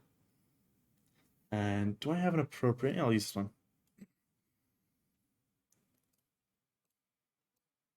They're standing in front of you all as you're like, "Welcome! My name is Phoebe, and I am your prison warden. We have some new arrivals here, so please treat our guests with the utmost disrespect. And if I catch you doing any sussy business, it's to the enchanted isolation chambers with you, and even more further, if you disregard anything I say, I will just execute you on the spot. Understand?" Yes, sir. Good! Is that how you respond? You just open your mouth and it's just all the misery. Yes, it just plays from the acoustically around me. Doesn't even come from my vocal cords. Let me see if you, they're gonna roll to see. Oh, that was a nat. Okay, they they push the other prisoners out of the way as they walk down to you, and they grab you by the cuff of your shirt and pull you up, and say, "You'll be the first example then." As he puts you back on the ground and gets out of his back pocket a collar and puts it around your neck. Kinky. "This is what's going to be put on all the rest of you from now on. This is an explosion collar, and if you are deemed leaving the site, or a toy soldier, or anyone at the Fantasy Bureau has a problem with you, we will not hesitate to blow you up." What are these collars made out of? Just regular metal? As Or far whatever as the passes for metal? as far as you can tell, it is seems to be made of metal as the material. Yes. Okay. All right. But yes. All right. So the cafeteria for you lot. Eat up and work hard. As Phoebe walks off and goes back into the room. How many guards are there? The guards were all standing outside, and they're about, let's see, 1, 2, 3, 4, 5, 6, 7, 8, 9, about 10 guards just standing outside the playground, like looking in. Yes. The other prisoners kind of like look at you guys, are like, "What? That was really risky, you guys. Wow. Like, y'all want to fuck with Phoebe." Okay. None of these guys have souls, right? Just following the pattern. None of them have souls. Are you attempting to use your soul sight? Sure. All right. You attempt to use your soul sight, but the familiarity of the world going kind of blue around you and seeing the souls rising from the bodies doesn't happen. Ooh, that's not pleasant.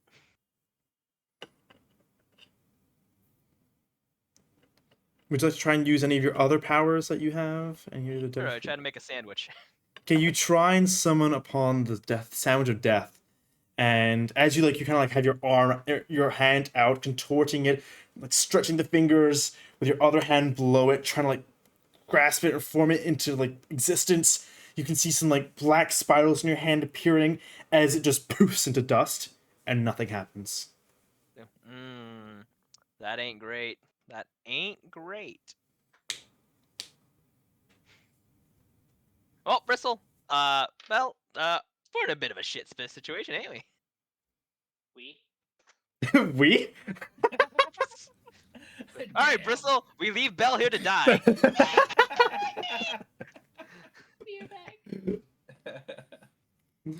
As you lot are going through this, you see the other prisoners walking out and heading towards what you can only assume is the cafeteria from what Phoebe mentioned. Sorry, not Phoebe. Right. Bastille. That's his name, Bastille. Okay, and that is where? Here? Well, what it says Treat Haven, that is correct. That is the cafeteria. All right. Well, let's go get food, I guess. All right. You walk into the cafeteria.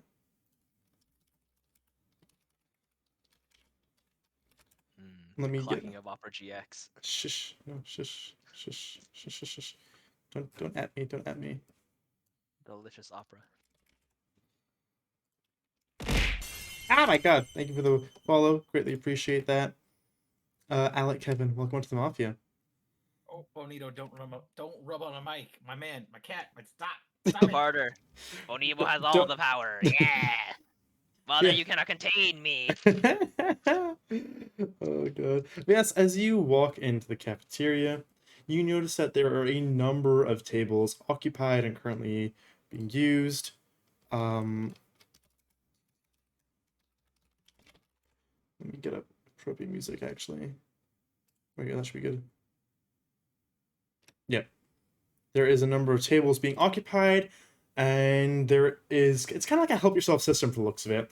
You see some of the prisoners in uniform behind some of the food stalls on the left of the room that are kind of making the food and like preparing it, as well as putting it on metal trays so you to like just get plastic plates and plastic cutlery to help yourself stew. You see that there's mashed potatoes, you see that there's bread, you see that there's vegetables, and a basket of fruits as well available. Bristle gets a huge scoop of everything and takes the entire basket of fruit. The entire basket of fruit, okay. Yep, I take the entire basket of fruit and I I put it grab- down on the table with all of us at it. I grab a shitload of forks and knives. I will take all Plastic, the right? They're all plates. plastic, you They're said? all plastic, that's correct. Like Right. you know the not like the ones you'd get in a restaurant, but you know like the child-proof like plastic cutlery? Oh, it's the safety. Yeah, like it's like the safety cutlery. That's basically what it is. I will take all the napkins. Oh, it's this stuff. This stuff. Did you put an image in chat? No, I just googled it. Yeah. Yeah. It's basically that. Good enough. How malleable are they? How boy what? How much bend do they have? They've got a little bit of bend to them, but not too much bend. Like you could if you got the spoon, you could probably pull it back a little bit to flick mashed potato into Belle's eye if you really wanted to. All right.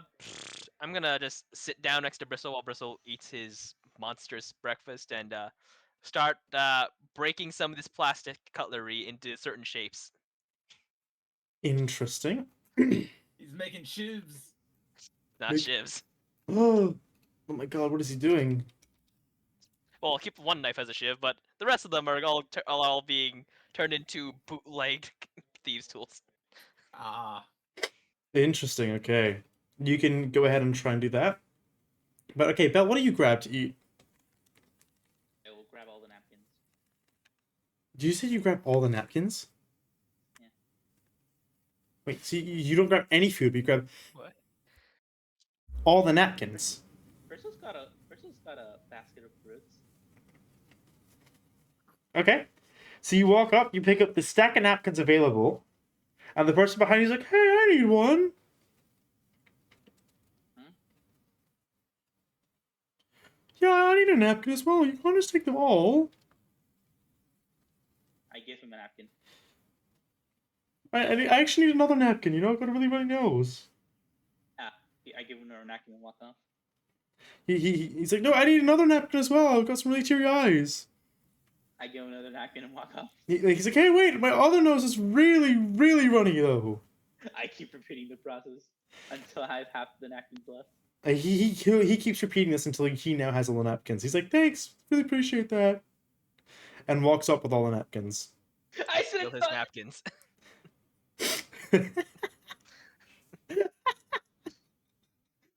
Yes, you sit down at the table. So Bristol, there was two tables available. There was one kind of with an apple, like at the end of it, and another one with one person sitting on it.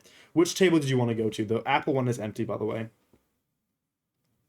I go to the one with the apple. Okay, you go to the one with the apple. You sit down. You have your food there, and have you started eating already, or are you waiting for Belle and Spack? I definitely start eating my plate. The basket I will eat later Okay, and interesting. share. Okay, awesome. All right. So you walk in. Okay, you all sit down. You enjoy your meal as you're eating, and you notice that the apples actually start walking towards you, Lot, you see in particular, how many apples do you see? You see 4 apples. To give you a description of what they look like, they are very large anthropomorphic apples, which are probably around about 4 foot high, and very much so like about 4 foot high, 5 foot wide. And Can I have real quickly? Can I sharpen one of these knives? This is the first thing I did. why don't you give me a roll and add your? Do you have any proficiency in craftsmanship or sling or work tools? I have proficiency specifically in thieves' tools. Thieves tools. Then just give me a regular roll and add. And just give me a regular roll then. Cool. Regular roll of 7, so no. Yeah, so you attempt to. Does snapped plastic become sharp? You snap the plastic and you snap it so perfectly well that it's flat on both ends. Ah, god damn it. But yes, the apples are now walk up to you and they go, "Man, what are you doing sitting at our table there, newbies? Can't you see?" As the apple reaches out and taps the table and with his finger right in front of the apple. "We got our signature apple here. It means reserved." I just scratch it out. No, it's a physical apple on the table, Belle. Oh, I push it off.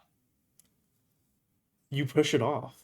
Okay. Yeah. You push off the apple with no hesitation as you just use one singular finger and inch it over the edge of the table as all the apples look at your finger first, connecting with the apple, their brows immediately furrowing, and then you continue to push it as their brows further even further, and they are very unhappy. As they slam the table. "What's the big idea, huh? You think you're some new hotshots, is that right?" I'm gonna look up from what I'm doing real quick, and I go, she's not with us. Do whatever you want with her. No, I'm definitely with them. Macintosh, you ready for this? I think we need to show these newbies teach them a little bit of respect, don't you think? Yeah, Betty Smith, I think we do. How about you, Honeycrisp? Yeah, I think so too. How about you, Fuji? Yeah, so too. As they all simultaneously crack their knuckles, and it's just the sound of when you like crunch into an apple. Oh my god. Alright. Before you do this thing that you're really gearing up for some reason, can we just not? Like, we've been here less than 24 hours. Can we just not do this? Like, Well, I'm I sorry. understand It wasn't. I understand you want to like start some shit and establish your dominance, but like, we're kind of just trying to vibe. If you could just, I don't know, not, that'd be great. Yeah, it'd also be great if you didn't take our table there as well. Again, we got here 24 hours ago, didn't know it was your table, and I don't. And that you person's not with us. proceeded to disrespect us Not by with us. moving Feel and free to do pushing our whatever you apple want with onto the bird. floor. You know what? I pick up the apple, I polish it off on my shirt. Here you go. Here's your apple back on the table. That's all I got for you. You see the apple raise his fist. And as he raises his fist, you hear very loud footsteps and humming coming from the entrance of the cafeteria. As a man with a cowboy hat enters in the black and white striped prison attire, and he's humming a da da da da da da da da da da. Is it high noon? And he helps himself to some of the potatoes, some of the bread, and you notice that the immediate chatter in the entire cafeteria has gone silent. And the silence of the cafeteria alerting Batty Smith as his fist paws in the air, and Macintosh taps Batty Smith on the shoulder and kind of like brings his hand towards to where his neck should be, and like is like doing like a no, like a quit it motion, in which the figure then, with the cowboy hat, continuing his jolly hum, walks over to your table with a plate full of food, takes the apple from your hand's back, and kind of tosses it in the air a little bit as he looks at the Bad Apples gang. Howdy there. Now, they said they're new arrivals, right? Now we just let them be, give them a little warning as you already have, and skedaddle off. Because, you know, it's kind of early, I'm kind of peckish, I may be feeling like having some chocolate-covered apples today. As Batty Smith immediately backs off, and he's like, fine, I don't care anyways. Let's get out of here! As they're like, yeah, let's get out of here! And like Fuji reaches over, like very sheepishly to the fruit ball and tries to like take a banana. Do you stop them, Bristle? I see him reaching for it, and I actually grab it and hand it to him and go, "Oh, you want this? You could have just fucking asked." She's like, thank you! And just kind of like catches up the rest of them. As the cafeteria slowly resumes to a normal state of chatter. As the figure wearing the cowboy hat sits next to you all. Says, howdy. You must be the new arrivals. Now, what in tarnation are you doing? Trying to start a fight with them? Little angel? I just saw an apple on the table that they said was a problem, so I just pushed it off.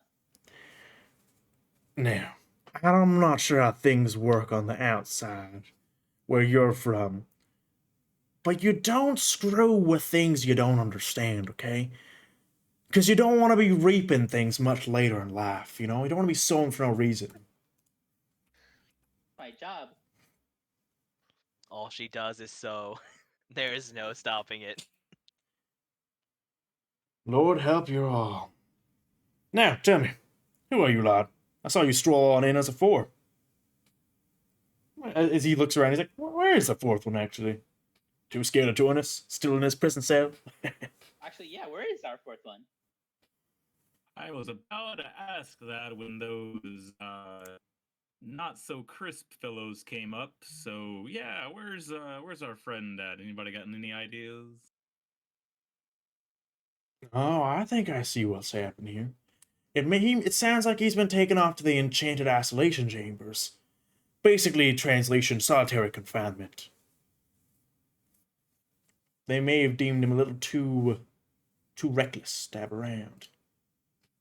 As they did with one of my friends, actually. I've got someone I have a good friend of mine in Enchanted Isolation Chambers at the moment. But tell me about yourselves, tell me. You look like pirates, right? Nope. Nope?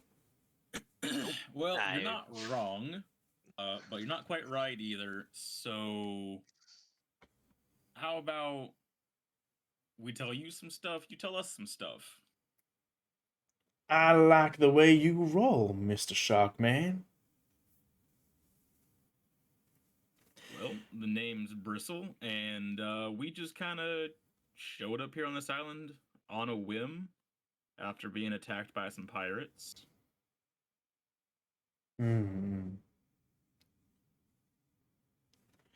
Whereabouts did you arrive in? How did you even arrive in, actually? Because I managed to stumble in on this place, but I've not seen any other humans aside from you lot and the Wayward Pirates as well. This guy looks like a normal human. He looks completely like a normal human.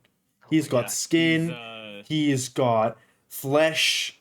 He's warm-blooded. Holy shit. Someone who's not a fake puppet. Yeah, he's the chocolate dude, the chocolate user that we were told about. Meta knowledge, how dare! You were told about this a lot, like last session, Yeah, 2 sessions we were ago. in character a while ago. Oh, were we? Yeah. How far back were we told this? Two On- sessions ago. Oh, okay, Yeah. that's why. Remember, Bristol was like, "Oh, maybe we'll plan a jailbreak then and get him out because he sounds kind of cool." I think this was during Spax I'm in a food sack arc, right? Yes, it was. Yep. Oh man.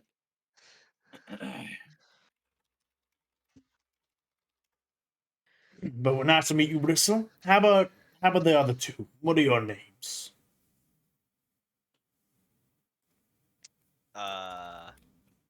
For Holy Bean Son, at your service. Now, you wouldn't happen to have any thieves' tools or the like on you? Or a shank? For Holy Beans. It's an interesting name. Not one you really hear on the Grand Line. But do I have any? Don't be talking openly about this stuff, but you can most certainly get tools. If this after we're done eating, there are jobs you can take up in some of the facilities, which can allow you to kind of take some stuff with you to yourself. Wow, they don't count their resources afterwards? That sounds really, Well, you secure. gotta be a little. You gotta get distraction going, all that kind of stuff. You just can't be too obvious with it. But what's your name, little angel? Free Holy Bean daughter. Not my daughter. Hey, you're free. I Holy think Bean I'm son. seeing what's going on, and I respect that. You don't want to tell me your real names. That's smart. What is a name? That is a good. What is a name? You know, what is a name? What is a prison sentence? We could say. You want to know what I'm here for? You want to know? Would you Yes. kill? So there is a shop on this island, and in this island there's no currency. Correct? Correct? Yeah.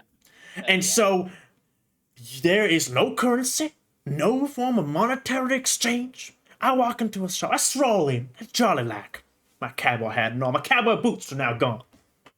And I walk in and the man tells me in this toy store everything is free. And so I go, oh, jolly good. Amazing. I take a toy. I don't really care. I take a toy. I take another toy. And I say, it's a jolly pleasure doing business with you, sir. And I walk out. And the audacity, the brackish audacity of this man.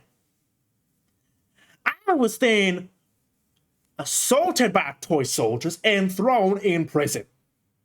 Now, I only took two things from a store. I was giving things out for free, which doesn't make sense to be thrown in jail for. It was free, so I took it. It's the pirate's life from me, and I took it, and it's free. So someone explain that. I'll be real with you.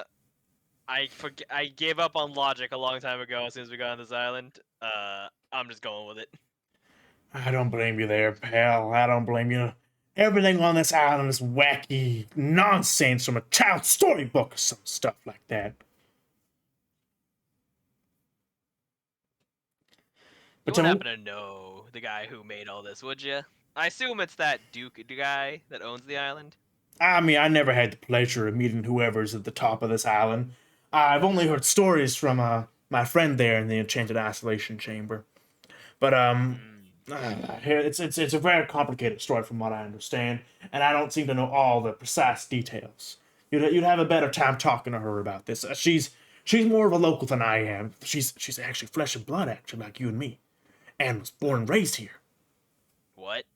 I know. This island's full of doohickey toys, and there's more humans like you and me. And it seems to be that all the humans like you and me been thrown in jail. I think there's something behind the sleeves here that we gotta uncover.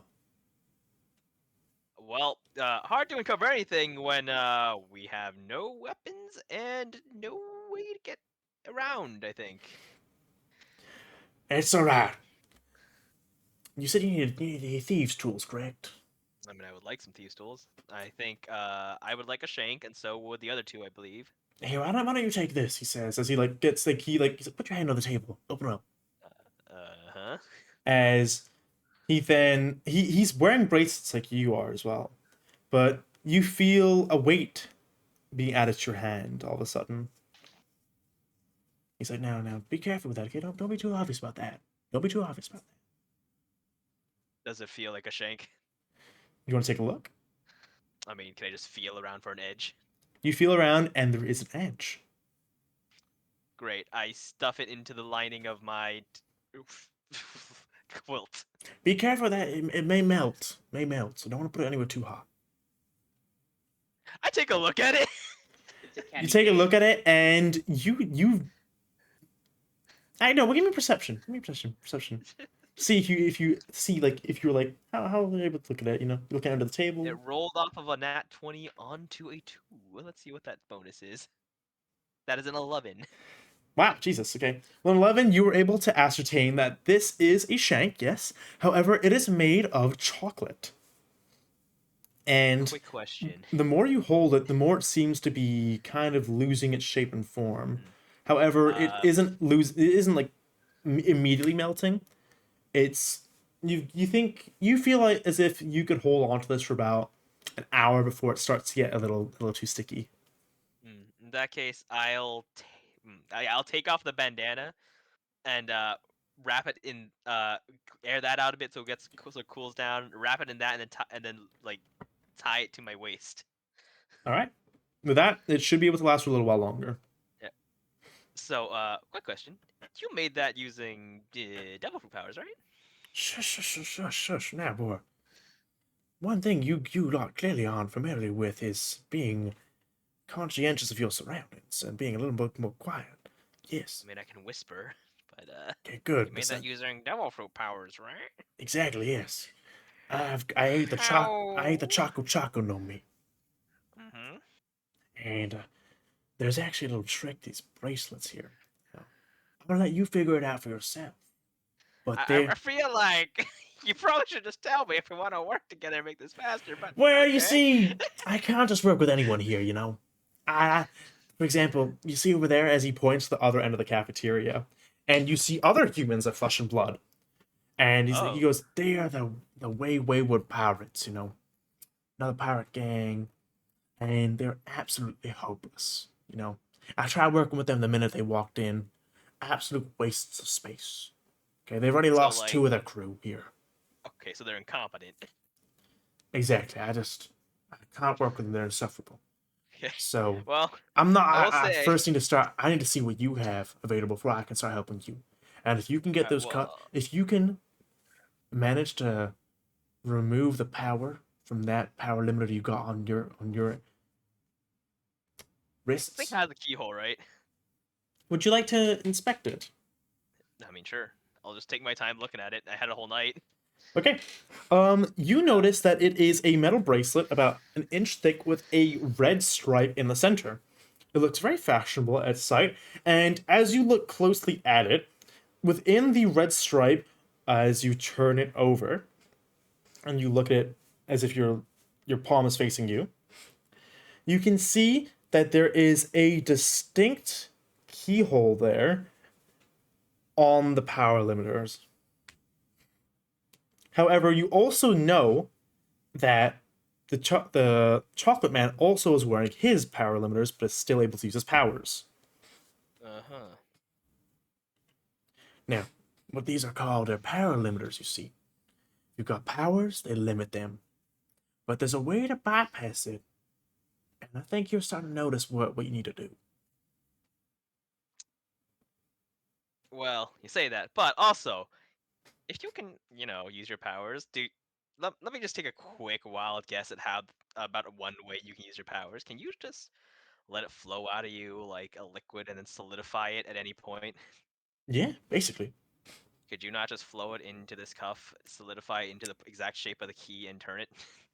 I could, but I won't. Okay. You see, in this world, it's a dog-eat-dog world, where pirates ruthlessly kill. And you gotta prove your worth every day. I've proven my worth. And I basically run this joint now. I don't give freebies out. You gotta prove to me how you can be useful to me. So I want to see what you can do before I let you You want in. me to commit like 5 murders or something tonight? Dear God, no, boy. No. No murders. Now, I know, like, for example, the Bad Apples gang, they may have been a little aggressive. But everyone here, they're good people. They're good people. No one here deserves death. Not even the toy soldiers here. No one here deserves death. Death is far too cruel punishment for these people. So no killing on my turf, basically. You understand, you I three? I give Um, Bristle the quick eyeball, like. Nah. I'm gonna be real with you. If they start shit with me, they might get eaten. Taking a piece of them, fine. Okay, but no, and self-defense, fine. But it never needs to escalate to death. It can just be a good old hoodlum fight. Ascertaining the dominance. That's fine. There's no need for ruthless killing. Okay? No need for that at all. Ruthless maiming it is. No ruthless maiming. You need to maim someone, fine, but no murdering them. No killing, no bleeding them to death. None of that. No removing limbs and that stuff, okay? So auto defenestration is fine. I don't even know what that word means, boy. Okay. Just speaking gibber Jupiter glabbler words, okay? I don't understand. I'm a cowboy, not a librarian. But I thought you were a pirate. Exactly, I'm a pirate. I didn't study. I didn't go to school like you. What are cowboys but land pirates? You see, that's a good thing. I'm a mix of both. But anyways, as he stands up, I'm hungry. I'm gonna go eat myself. Actually, no, I'll go say hi to the prisoners. Make sure things are going well. But I'll talk to you a lot soon. And when you figure out how to get those things and how to get your powers back, come see me. Then we can talk. Does that only apply to me? I don't think the other two have powers. Then I thought all of you had powers. Okay. I mean, No, he's just really strong, and she's. I don't Hi. know. Wave. she's high. She's some kind of conflux of causality, and I don't know. I don't know He what else. sows and then Frightening. something reaps. I don't know how that works really. All right. Well, whenever any of you figure anything out, or you need to come speak to me again, come find me. All right. Well, if you need anything done for you, go talk to Tony. I guess I'm friends with him. He's like, I've never heard of Tony. Well, you'll hear about him soon. He's relevant now. As he walks off, he's like murmuring, "Plot relevance? What does that mean?"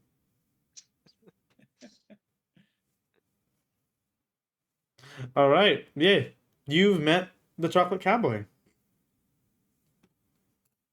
What would you like to do? It's now sometime after breakfast. You've eaten, you're nourished, and you're ready to tackle the day. Are there any facilities you'd like to stroll on into? Any jobs you'd like to partake in?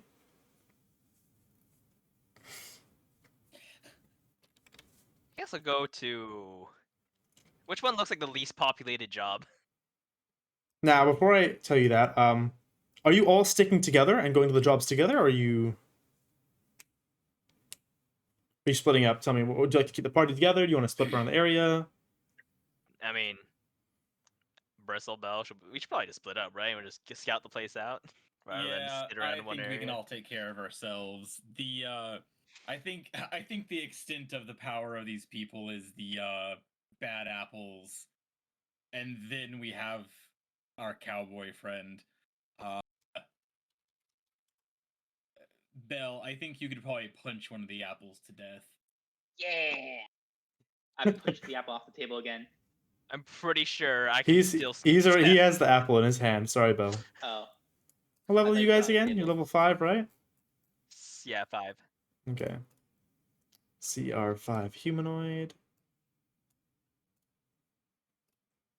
Okay, yeah, you could totally fight. Yeah, if you want to fight someone, you can go ahead and fight someone.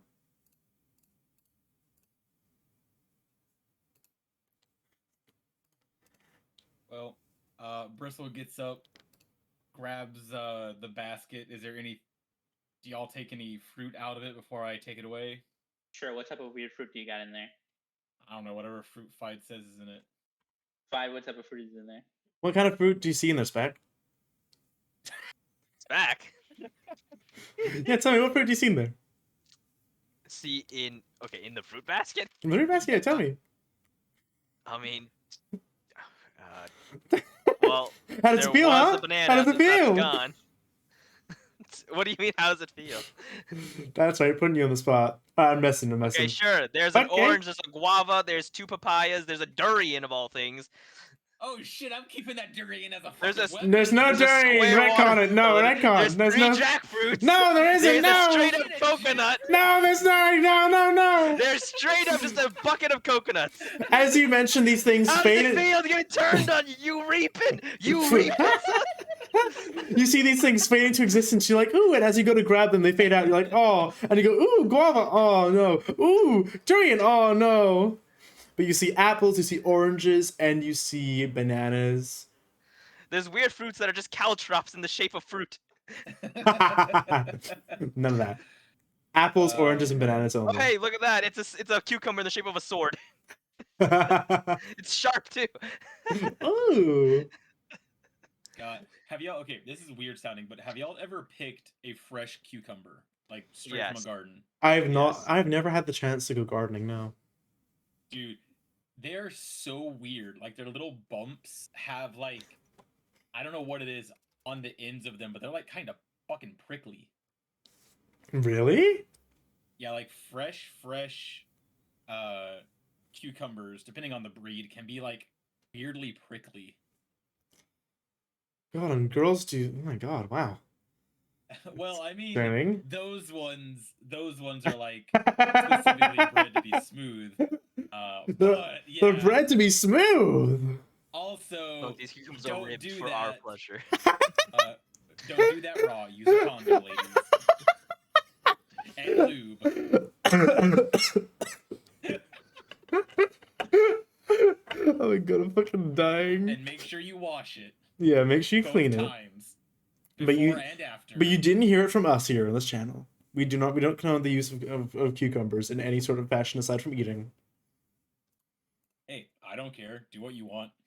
Oh It's my your god. life. Hey, I care. I don't want to be like sued for some shit. But yes, okay, so are you deciding to split up, is that correct? Yes. Okay. Why don't we play a fun little game of rock, paper, scissors to see who goes first? And let's do it by typing in the Discord. And you all will play at the exact same time.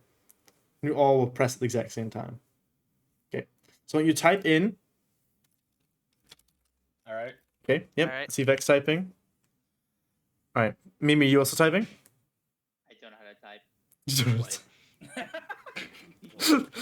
Okay. Yes, there. Okay, so I want you to type it in. I want you to have it ready. And when I say go, you will click enter. Mhm. Okay. What am I For- supposed to enter here? I'm confused. I'm just. You're playing rock, paper, scissors against Spack and Oh, I Bristle to see, see who okay, goes got it. first. Okay. 3, 2, 1, enter. Mimi wins. Okay, Mimi gets to go first. Okay, now Bacon and Vex, you two need to play rock, paper, scissors to see who goes first. Okay, I'm good. Alright. I'm ready. Okay, you ready, Bacon? Yep. Okay, 3, 2, 1, go. Oh, two rocks. Okay, again. 3, 2, Wait. Alright, good. I'm good. 3, 2, 1, go. Oh, Bacon wins. He uses TP against your rock. He TPs your rock. Oh man. All right, so Belle, where would you like to go? You see a number of rooms. Okay. You decide to go to the visitation area. You walk into the visitation area and you go up to one of the toy soldiers behind the reception, and he asks you, you must be, who are you again?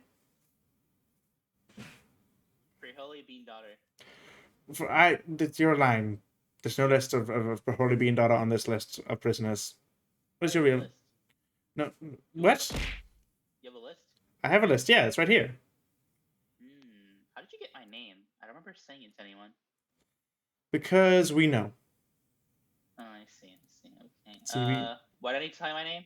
What's your name? What's my name? My name is Toy Soldier 364.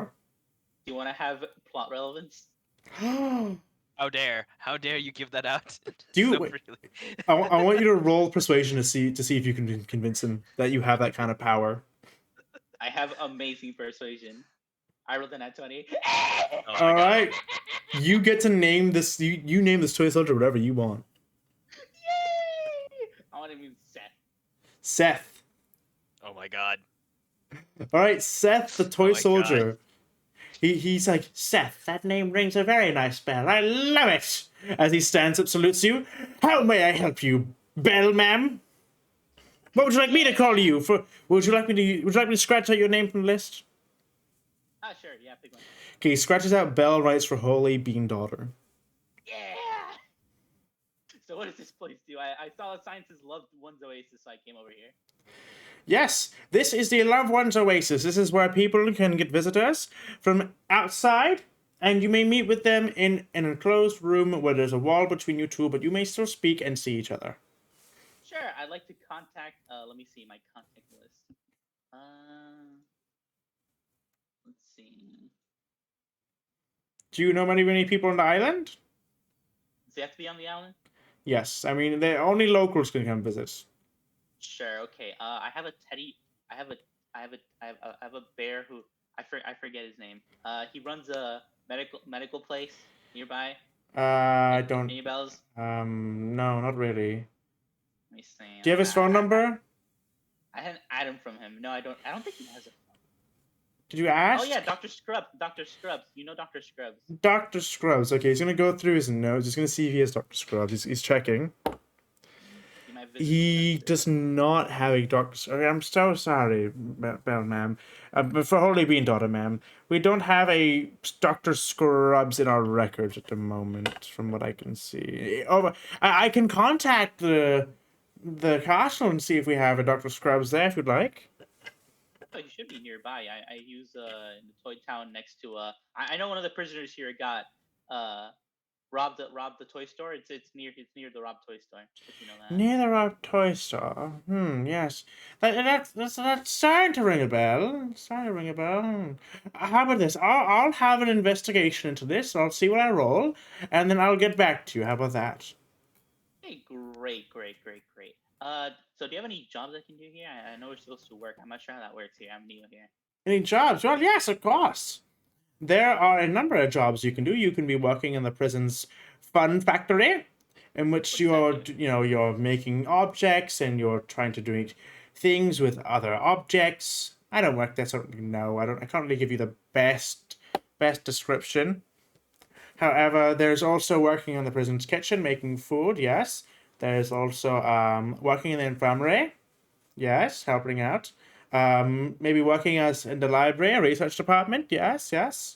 Yeah, that's about it. Yeah.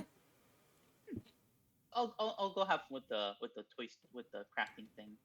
All right, you go do that now. Thank you very much, Bell, ma'am. I mean, for Holy Bean Daughter, ma'am. Yes. So I come back here when it's ready, or you're gonna reach out to me. I'll find you when I'm ready. Yes, ma'am. Okay, great. Do you know where where that place is? Fun factory. There you go. Yes. I will come and find Okay. you as soon as I find anything. It may not be today, maybe tomorrow. But I will find you.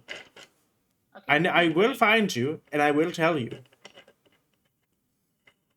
Oddly threatening, Seth, but okay. Have a great day, Seth. I'll see Thank you very around. much. Yes, thank you, Enjoy your ma'am. plot relevance. Oh yeah, you should reach out to this guy named Tony. He also got plot relevance. I heard Tony got a name. Oh my god! And now I've got a name.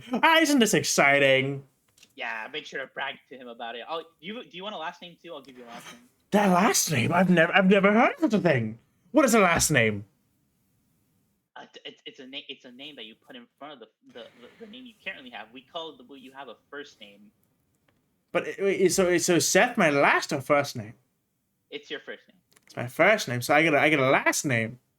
Yes. You get it. What's my last name? Let's go with let's make I'm you guys know Seth's last name because I don't. I have it on a box somewhere, but I don't know where off the top of my I head. don't think I should say this out loud though, right? Just say Why would- just say apple fiber. Yeah, apple fiber. There you go. Seth apple Oh fiber. my I like that. Washinderu. Oh my. So Yeah, Seth I feel like Apple That one sounds cool. Seth Apple Fiber or Maiwa Moshinderu? Oh, my Washinderu middle name, apple fiber the last name. Okay, Seth Maiwa Moshinderu. And we have so what was the one that you named again back? Was it Tony? Yeah, it was just Tony. Okay. Oh my gosh, Seth Omaira Moshinderu. Apple It just fiber. rolled Last off the name- tongue. Yes, that's your middle name. Your last name is apple fiber. Remember that. Oh very my clearly. god, I've got such a long name! You can also pass this on to family and friends now. You can make them also plot. I can relevant. give them Your I can children- give friends names? No, not friends. Let's friends who are very, very close to you in a marriage sort of. I don't know. Do you have marriage here? You know, I can actually marry you. Do you want to marry to Tony? You two can have the same last name. Why the- I don't know this marriage concept you speak of is, man. Well, I have this thing called a ceremony. It binds you two together in holy matrimony with the power of the moon, and you get stat bonuses, and you also share things now, benefits. I don't know what any of those words mean. But I think the fun factory is calling. Okay, I will go over there. Let me know if you want to get married. By the way, here's I- my. I don't have a card with me. Okay, thank you for your not card. Okay, well, bye, Seth. Seth, am I wishing you apple fiber? Thank you. Bye for Holy Bean Daughter Not Bell, ma'am. I leave. Alright. I was Spack? Next is Spack. You TP'd as rock. Spack, where would you like to go? Oh, where's the least populated location here? Oh, Jesus Christ. Oh my god.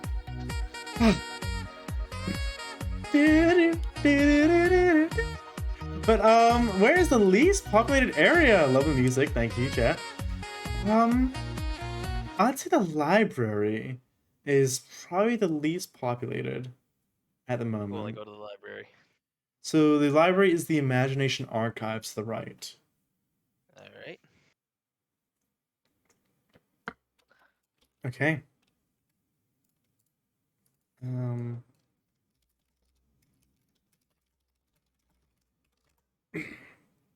Okay, as you walk in, you can tell that there is a significant change in atmosphere from the outside foreboding and palpable shift of tone to a much more serene, calm, and cozy vibe in general.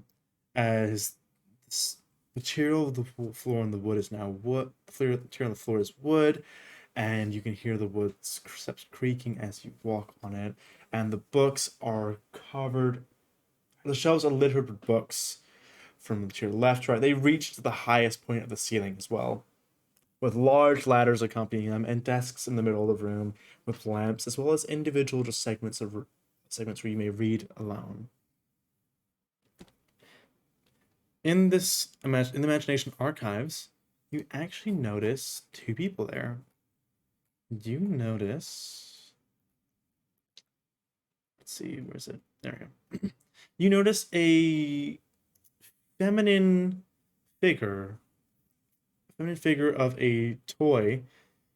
She seems to have blonde hair, as well as there's of course the black and white striped uniform, but kind of seems to have blush on her cheeks as well as a little bit of makeup in general. The other figure you notice seems to be a little more mellow in comparison. You know, they've got brown hair, they've got dark eyebrows, but they still have the same complexion to that some of the toys you've approached before. However, you feel that there is a wave of grace that washes over you from this one.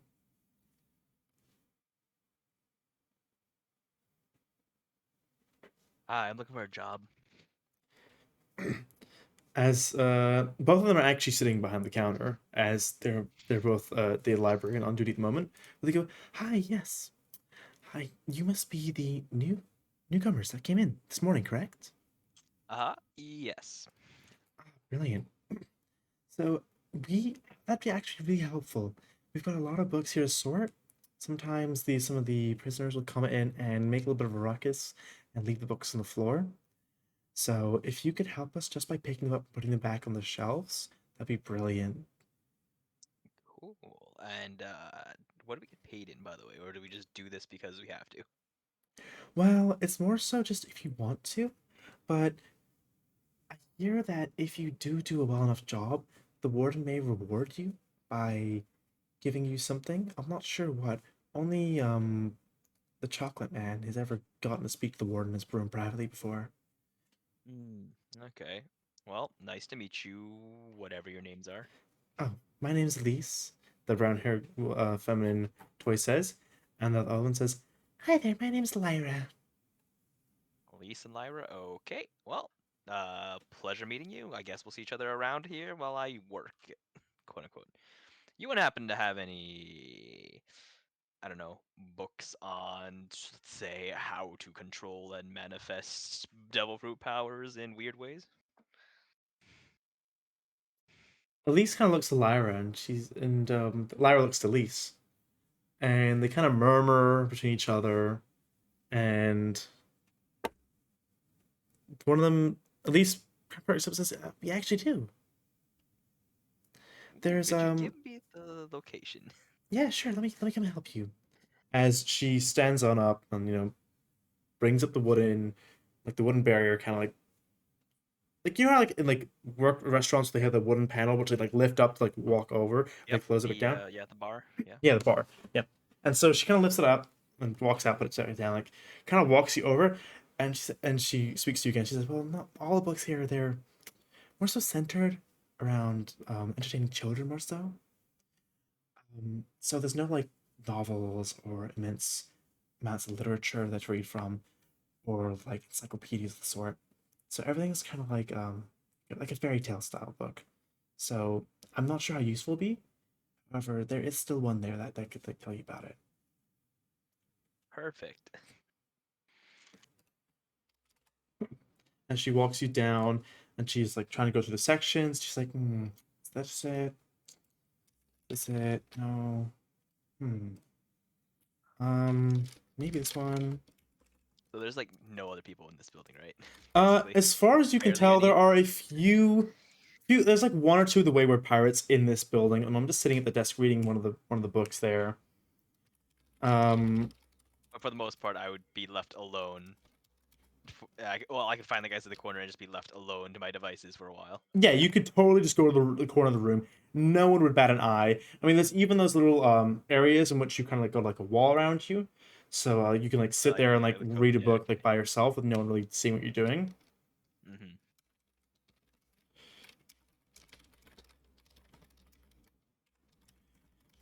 And so she walks up to one of the bookshelves, and she goes, "Oh, here we go. Brilliant. This is the book here. Here, you may take it." All right, pick it up. Okay. And so you pick it up, and where would you like to go? Well, the book is, well, I assume the book is just whatever I asked about. I'll just go find a nook, a nice little nook. Pick up the books along the way and put them back on the shelves if I see them.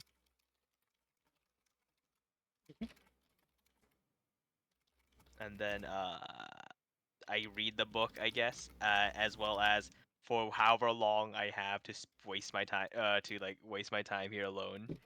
Try to figure out how to make my powers manifest outside of this bracelet. Okay.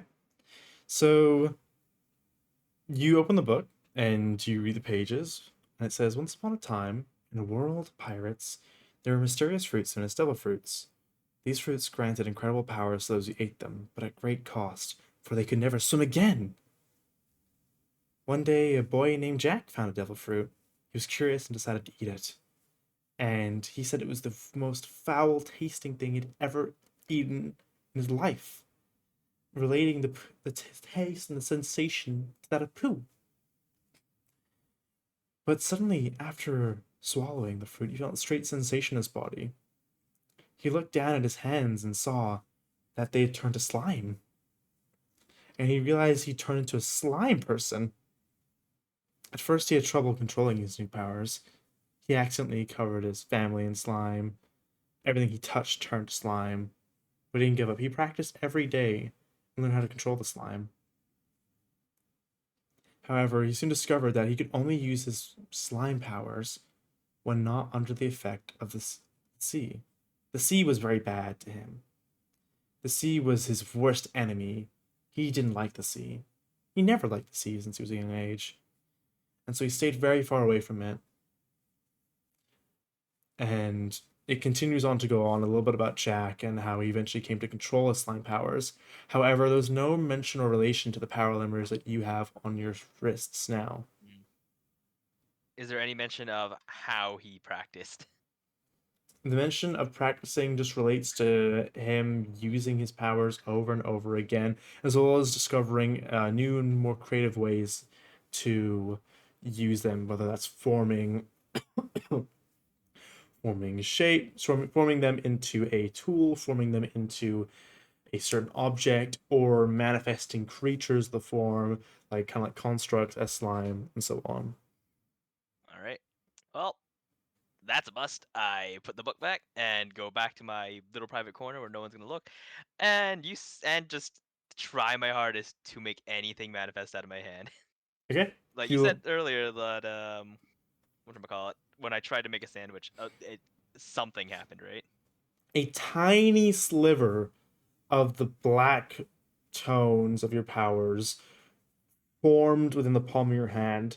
However, it soon became dust, Okay.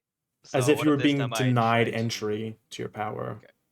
So what if this time I try to take that same amount of power but condense it down to make a small pebble instead of a full sandwich? Okay.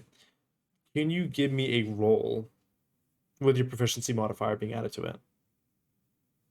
With my proficiency, that is an 18. Right.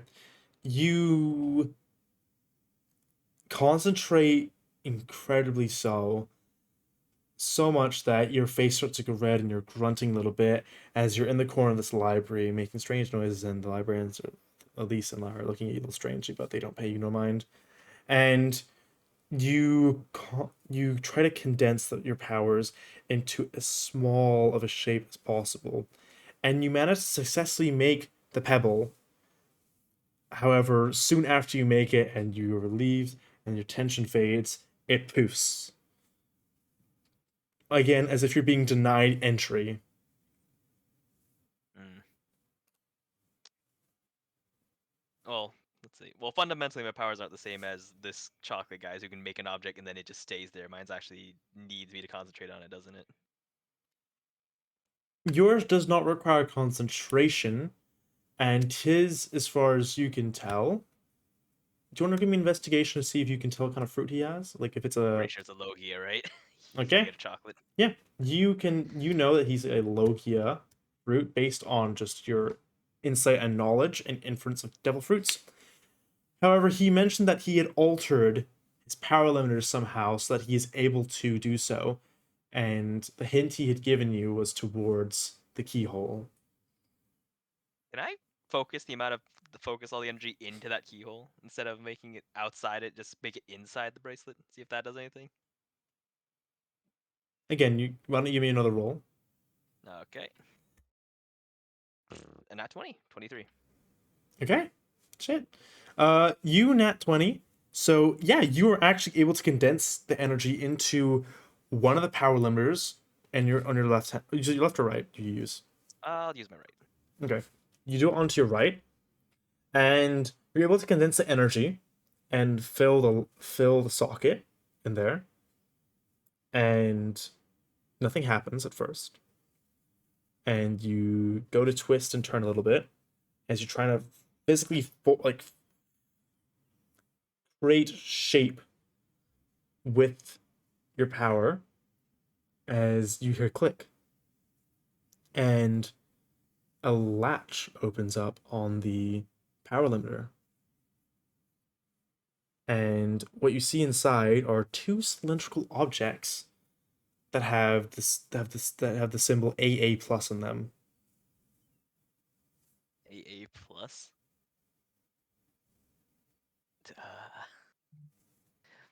Is that Does that ring any bells for me? Should I roll history? Should I insight investigation? You can roll history, sure. Is this the? Oh wait, they're batteries. What am I talking about? They're just double A batteries. What am I talking about? What am I talking about? They're just batteries. I'm stupid. I'm stupid. I'm sorry. I haven't had to use a fucking disposable battery in so Oh long. my god, it's I haven't fucking thought about great. disposable Cylindrical batteries. shape A plus. What does that mean? I have not thought about batteries in God knows how long. That's fucking I own hilarious. nothing that uses AA batteries. But give me a roll. See if Spack knows what AA batteries are. Depends. Would he have worked with them while he was working on? That's the what I'm saying. At the troop, would he know anything? History? can't have advantage. No. Cool. Now You IRL didn't know what batteries were, so you in game don't get advantage. Cool. Well, a nat 1 plus 6 is 7. You have no clue what these cylindrical objects could be. They look important. You think they look quite. You don't think they have any significance to this, but you think they should stay there for some reason. Oh my. Well, I have control of my powers in this arm now because this bracelet's off, right? No, it's the bracelet's still on. It's just you open up a latch so- on it to reveal a compartment that has the two cylindrical shapes in them. But you feel as if they should remain there for some reason. I feel like Smack would definitely not think that. You feel so compelled to I keep them nat in one. there with a nat 1. I'm going to destroy. How about this? How about I just spend, since I have all the time in the world, I'm just gonna take 20. I'm just gonna spend the rest of my time fiddling with the innards and doing whatever I can to see if I can turn the powers back on. Okay, fine, yeah. Okay, fine. So you're gonna spend your time so you spend your time fiddling with it, and your curiosity gets the better of you, and you take out the two cylindrical shapes, but you keep them. You keep them. You don't toss them. You keep them to your side, and in your right arm, would you like to try and manifest your powers? Sure, I'll just see if I can't make a little pebble again. Okay. As you give me a proficiency roll. 22. Okay. You this time feel that same sense of familiarity you do whenever you would conjure your shodels, and it feels like you're able to create the pebble. However, it seems to be waning in and out of existence a little bit, as if it returned to the point in which you first were using your devil fruit powers again. You feel as if you're still not able to access the full potential which you can usually access. Well, taking out whatever these weird cylindrical things worked, I guess. I'm gonna keep those in my pocket because those are not cool, I think. Okay.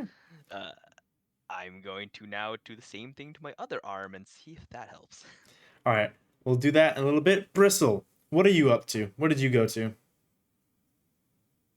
I want to go to the building directly above us, the Playful Prowess Chamber, and I want to see what that's all about.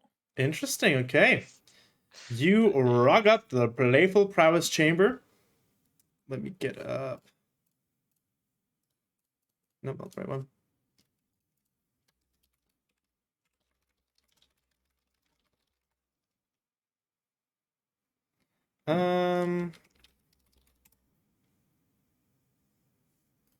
You walk in, and you immediately are hit with the waft of sweat and metal as you walk in. You see a gymnasium full of inmates engaging in physical activities and games, some playing football, some playing basketball, and some working with weight machines in the back room.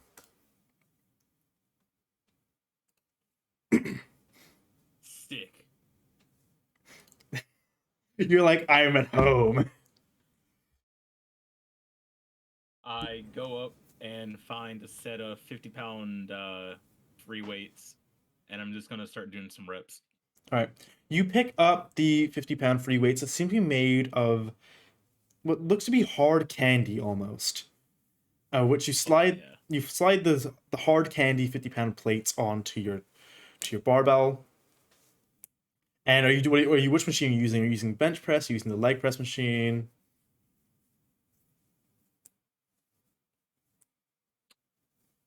Let's go with bench press. Yeah. Okay.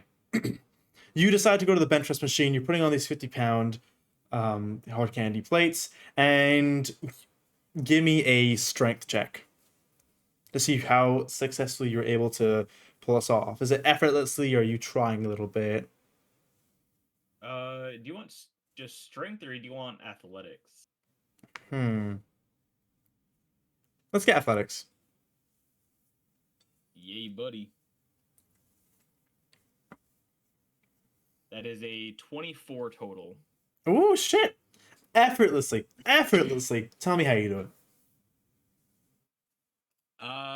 I'll do a set of 10. Be like, not heavy enough. Put on about 50 more pounds. Do another set of 10. Not heavy enough. Put on 50 more pounds. Do another set of 10. Not heavy enough. Put on 50 more pounds.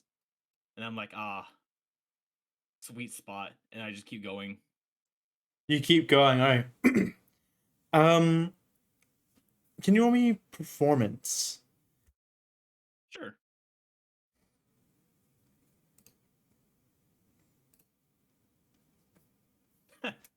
Five. All right, you're pushing weights, you're sweating, you're getting a nice pump in. You're having a nice time, just not focusing on your surroundings around you, and you're just getting at it, my guy. You're enjoying your time there, and you notice that the Batty Smith gang actually are also at the gym, and they are watching you, and they don't look impressed. They're like, I could bench more than that. I could bench more than that. Come on. He thinks he can bench more than that? Oh, yeah. They're like kind of like mocking you a little bit from like behind. You can tell they're mocking because they're like snickering a little bit while looking at you.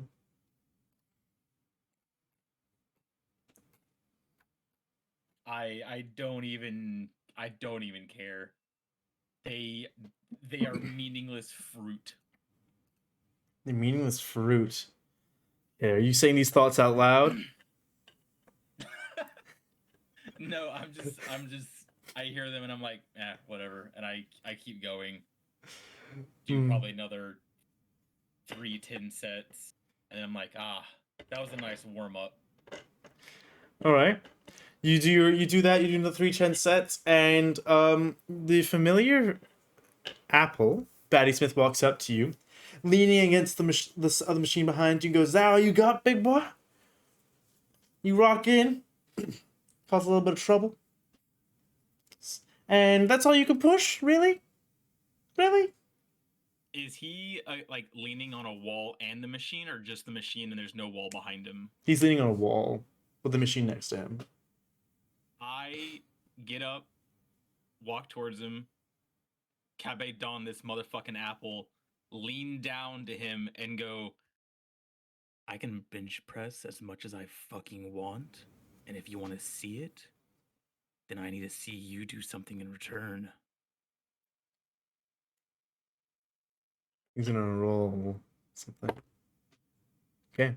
He's flustered. Oh my. Literally, he's like, "Oh my!" He's a flustered. He's like, "I'm a married man.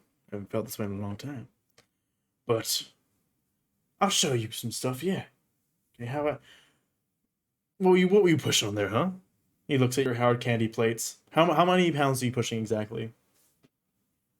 Let's see. I added 53 times, and I probably started with, I'd say, probably 200 plus the bar. So that's 200, 150, 350, and then the bar is usually like around 40, 45 pounds. So pushing 400.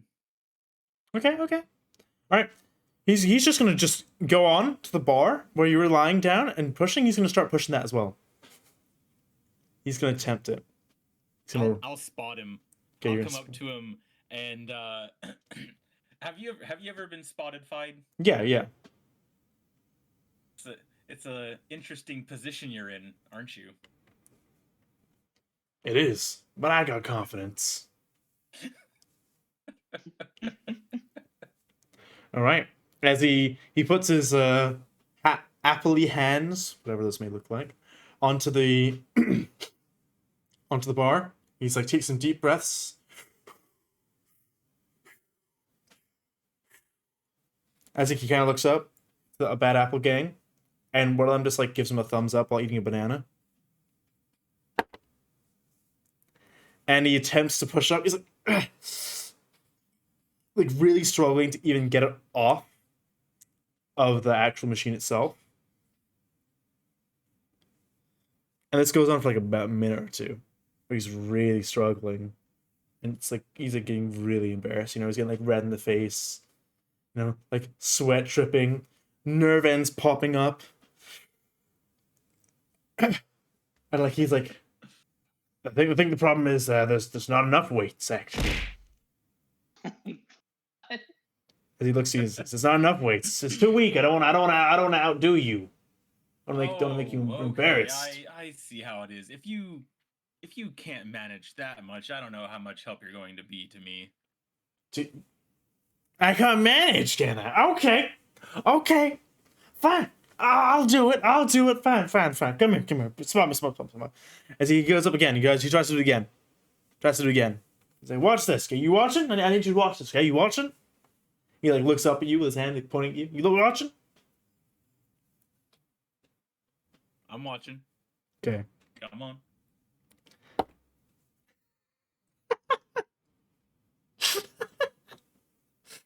This time he manages to push her. He's like, okay, got it. And immediately falls. He's like, I don't got it. And he's like, you can just hear the slow sound of the apple crunching underneath his body, as the weight is like digging into him a little bit, and it's slowly like crushing his outer cores. You can see it making an indent, and you hear the slow. I grab the bar, I lift it up off of him, rack it back, and I bend down on my knees and go, shaking my head, just, you almost had it there for a second, then you couldn't manage. Try harder next time. As you see him sit up, and he the tears in his eyes. He's like,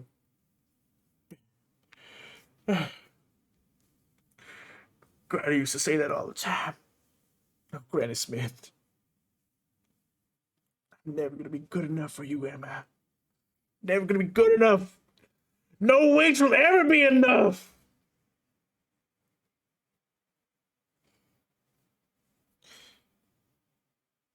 Sounds like you've got a lot to talk about there, friend. Who's this Granny Smith? Granny Smith was my own granny. She took care of me. She was my world, you know. When I was born in this world as a little appling, I grew up. I get scrapes and cuts, skin peel a little bit. She was always there to make sure I was okay. You know, I tried to stand up for what was right, and here I am. I sure hope she's doing okay still. See her every once in a while. Now, what do you mean stand up for what's right? Because from what I've heard, y'all are known as the Bad Apple Gang. Makes you sound kind of villainous.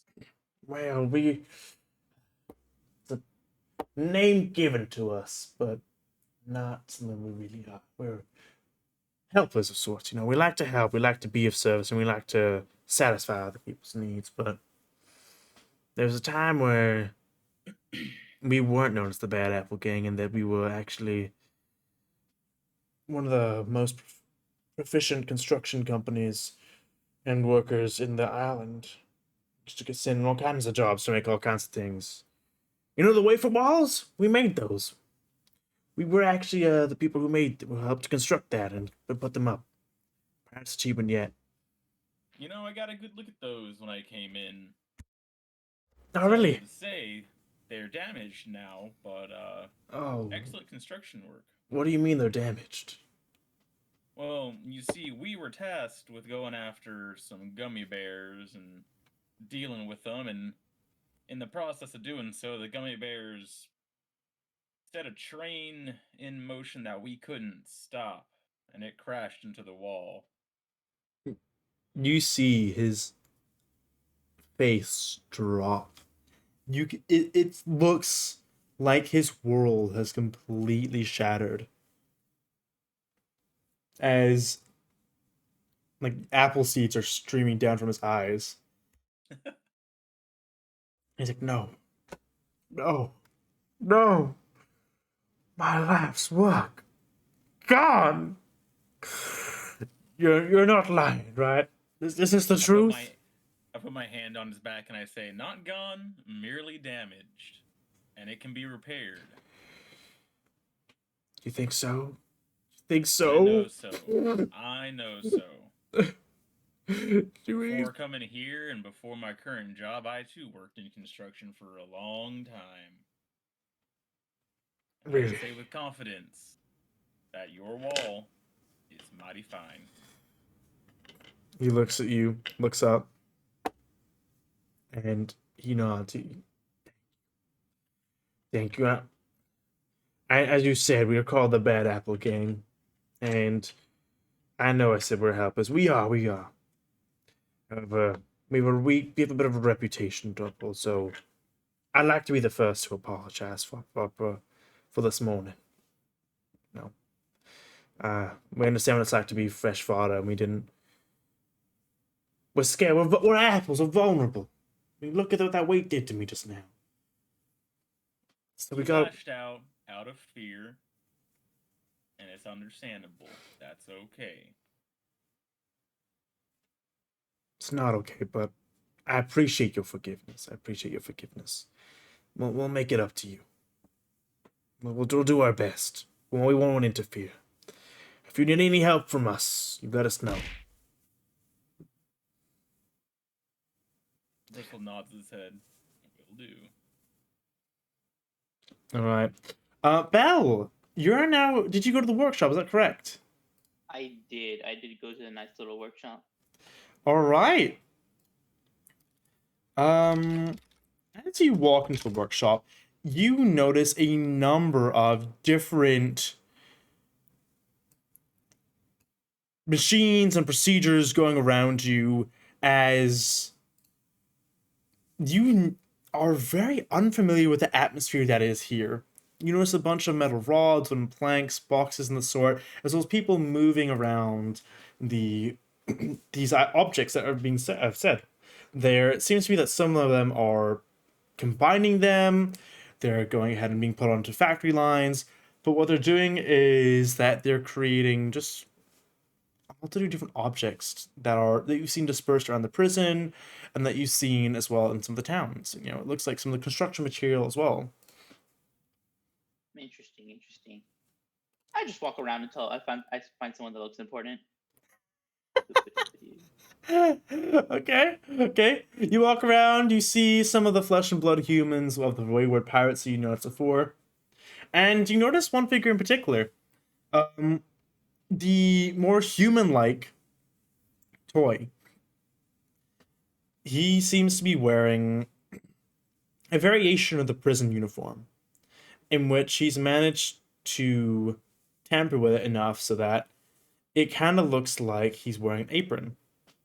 And he's got a monocle, and you can see an array of toys being produced next to him by hand, you know.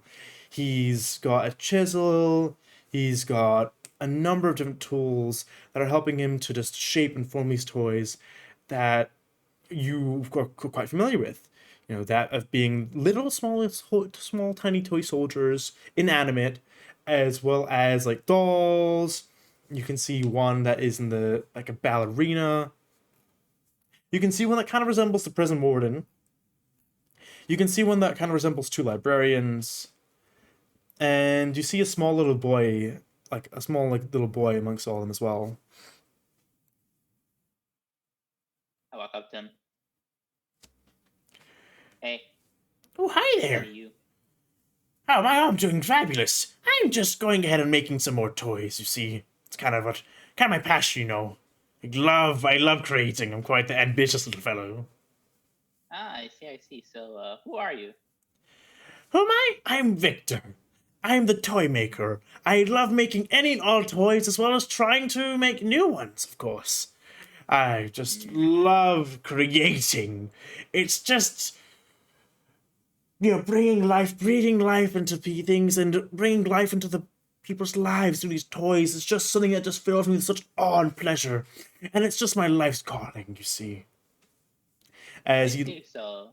As he's not looking away from these toys while doing so, he's like, doing these gestures while like also like meticulously like adding immense detail to the toys, expressions alike or certain features or complexions being added. Looks very nice. I look at the boy one. Who's this supposed to be? Who is this one? Oh, well, you see, there's a tale on this island that the dreamer walks among us. The dreamer is the one who started this and has relations to everything that was built here. And I have no clue who this dreamer is, but for some reason, whenever I imagine him in my mind's eye, I imagine a small boy. Does this boy look familiar to me? Roll history.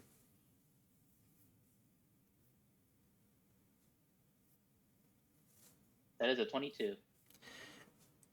You think back to all the times which you've met children and dismembered them, and you can't seem to remember a single child looking like this, The expression on the toy's face looks sorrowful, full of an absence of kindness, as well as generally quite upsetting. It makes you think back a little bit to your own past as well.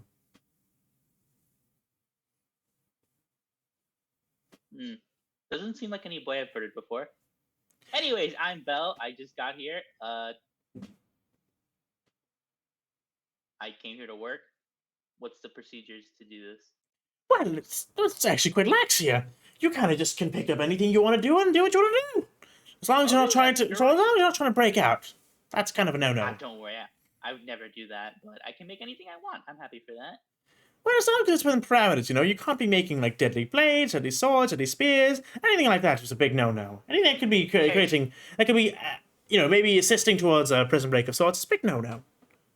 But toys are okay. Toys are a big okay here. I know a toy maker back in town. Do you now? Remember his name by any chance? No, not really. He gave me a whoosh sword. Do you know anything about whoosh sword? I know that. I made the prototype for that. Wow, it sucks. It needs more charges. I swung it 3 times and it just doesn't work anymore. I don't know why. That's the point. It works. You see, the sword. Not only is the sword a toy, but it whooshes. Whooshes with intent. And it doesn't whoosh at all times of the day. You've got to be precise with your whooshes. You see, it's like eating. You don't eat all the time. You eat 3 times a day. So the sword will whoosh 3 times a day as well. I see. Like, I've got a little one here. I see, like, he picks up one of the toys, and he like there's a tiny sword. He goes whoosh, and like a tiny little breeze comes out from it, and he goes whoosh. Whoosh. This one can use as much as you want, but it's like a tiny little breeze, so it's nothing. Oh, I take it. You just take it from him? Yeah, I'm incredibly amazed and take it. Are you trying to be stealthy as you take it, or you just pick it up and just say? No, I just pick it. I just pick it up candidly. By the way, when you pick it up, you're picking it with your top of 2 fingers. By the way, that's how small it is. Okay. It is like The swoosh toothpick. It's a swoosh toothpick, basically. Yeah. And I start swooshing away with it. You swoosh, and you feel like you swoosh against your face, and you feel like a tiny, like someone like blowing gently in your cheek. Oh, it feels nice. Could you teach me how to make these? I could try.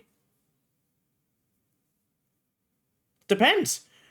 Do you have the ambition to make one? Yeah, I want to make an infinite swoosh sword. Now that is ambition. Sit here, come on, I will show you how we can start designing these. Sure, I sit down. Alright, as you sit down and Victor starts to teach you about toy making, explain the intricacies that come along with it. Spec, how are you doing? I don't know. How's my left arm feeling? Roll me a dice of proficiency modifier added to it. 22. Okay, yeah. You've managed to also open up your left power limiter. And it's not, the bracelet hasn't come off, no, but the latch on it, revealing the two cylindrical shapes with the AA plus on them, are there as well. All right. I take out the batteries. I don't know Like what those I did things with are. The other hand. You don't I know what those take things out the are. weird cylinders because There that we worked go. last time. You take out the strange cylinders, and you feel as if you are now back to your full power. I incorporealize my body real quick. You incorporalize your body. Yep. Yeah, do it. Cool. I sink down and then sink back up. You Do sink all the down. shackles and shit that was on me fall off. No, they actually remain on you still, as well as the explosive bracelet, explosive choker on you. Collar. Yeah, Collar, yeah. Mm. As your clothes don't fall off when you shapeshift up and down, these also stay on you when you shapeshift up and down. Okay. Now, is there a plus and a minus on these cylinders? There's a plus and a minus on the cylinders, yes. I put them in backwards. Okay, you put them in backwards. Does anything No, not really. whatever, I leave them there. They're back there where they belong. Right? Now let's fiddle around with this collar. Can you feel a keyhole on this thing? Give me a sleight of hand to see if you're able to feel anything that resembles a keyhole on this collar. Wait, is there a mirror on this fucking? Is there anything like a mirror or glass or really shiny cover? There is in this actually. library? There is a mirror sitting behind Elise and Lyra. I approach. Hi, Elise. Hi, Lyra. Can I borrow the mirror for a second? I'm trying to do my hair a bit. Oh, sure, yeah, that's no problem to us. Go ahead. Cool. I go up to the mirror and start looking. Okay, you are basically behind them, but they're paying you no mind at the moment. Sure. I look to see it. Use the mirror to see if there's any kind of keyhole, latch, anything on this collar. Okay, give me a perception. 12. Right. You notice there is a keyhole on this collar. However, it looks completely different to the ones on the power limiters you had before. The shape, as well as its appearance on the outside, just looks wrong.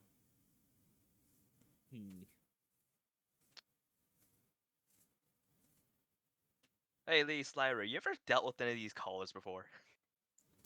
No, I think it's just like that Bastille put in today, actually. I think he's been working on it for a little while. I think he got Victor's help with it. Did he get Victor's help? I think he got Victor's help with it, yeah. You know, he usually makes Victor do all the work for him when it comes to creating these, especially the power limiters here. Yeah. But we don't have to wear them. Thankfully the foreigners do. Yeah, that's really good, yeah. It's nice. So, quick question. Why are you locals in jail? What did y'all do? It's a good point. Did we do anything? Not really, no. They kind of like look at each other and they squint a little bit. They're trying to like close their eyes, like put their hands to their temples, and like, I think I remember waking up here. Yeah, I'm not sure. I remember waking up in this area. Wait, so let me get this straight. You guys were created just to go to jail? I don't know. Sounds like what you're telling me. I think there's more to it, but I can't seem to remember the life of me at the moment. So, either you guys both, for some reason, have amnesia that lasts somewhere from where you woke up here for the first time, or you respond into existence to go to jail. I mean, I think I remember. I have like distinct memories of of my childhood, but I don't remember how I got here. All right, what's the last solid thing you remember before ending up here? Um, dancing, as Elise says, and Lyra says being read a book by by by someone. And where did these take place? Uh, they again try to think, and you see like a pained expression on their face. The more we think about it, the more it hurts. I don't know. Well, something's it definitely feels like something's trying to block your memories, or you just don't have them and you're thinking yourself into a stupor. Spec, you've got your powers back, correct? Yes. Would you like to roll me perception? Sure, 19. With a 19, you look at these two, you understand they're toys and they look like toys. However, as you look further into the eyes, you can see a glow. Oh, wait, they're live? Would you like to use your soul vision, soul sight? Sure. Why not? Okay, as you close your eyes and reopen them with the intent of using your soul sight, you see highly concentrated souls in these two individual toys. So highly concentrated and so they're shining so brightly. You've never seen anything like this before, actually. So does it look like a bunch of different souls, or It does is look like one one soul? Like one soul in each super of them small? that is small, but it's burning with a ferocity. Hold up, hold up, hold up. Could you both just stand still for a second while I lean in close to take a deeper look at where that soul is? It is where they're like kind of like looking at you like what?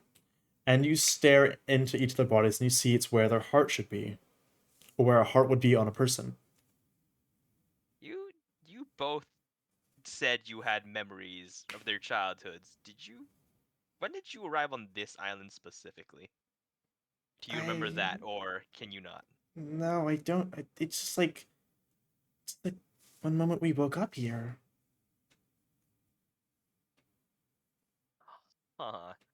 You wouldn't have happened to ever met, I don't know, the Duke of this island, or known of anybody that you Not guys both have in common from before you got here on this island? they get again look at you and they just nod their head. They start to like, shake their head like no, don't know. Hmm. Okay, well, that's interesting. How do you do you remember having flesh and blood bodies? No, we've always been this way. I'm pretty sure. I mean, I don't remember. Oh no. Like, I don't know how to answer these. I'm really so. I wish I could answer these questions. I just don't know. Well, okay, how about this? Well, here's a simple one. Where did you get your name? Where did we get our name? Kind of woke up and just knew it. All right. So based from what I can tell, right, this is Spac's guess. These are puppets that got souls implanted in them. In the spot where their heart is their core, and if I cut that out, these dolls will probably break, but I don't know what'll happen to the soul. Interesting. I won't. If you would like to read their souls and remove them, you may try.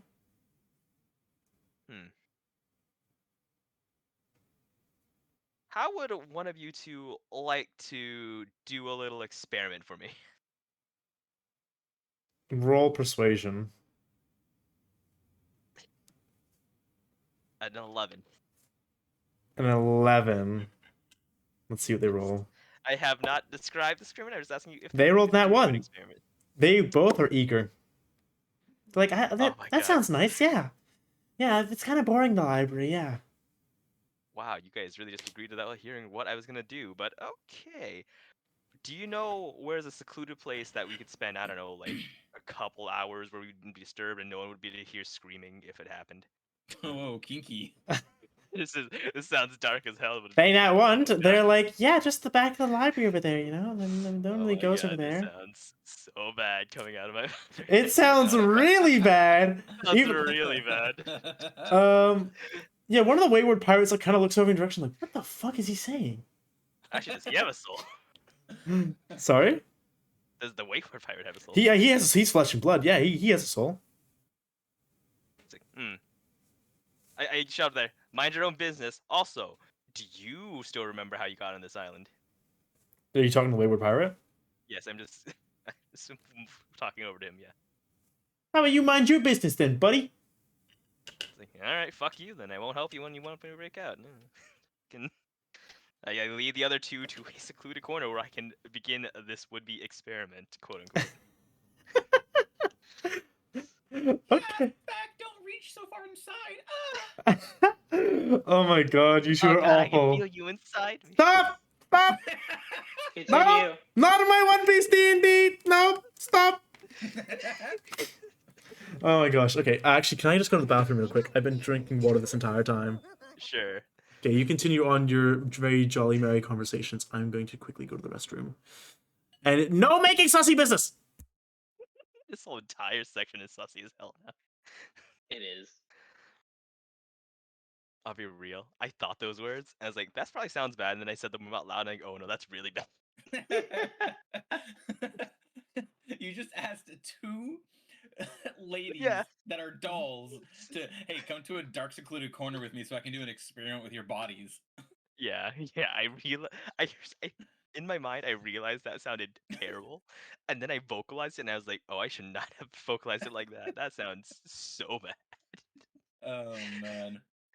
Especially the part where I was like, this nice school place where I could spend several hours where screaming won't be heard. Just like, oh my God. Yeah. Just like, Yeah. oh, Jesus.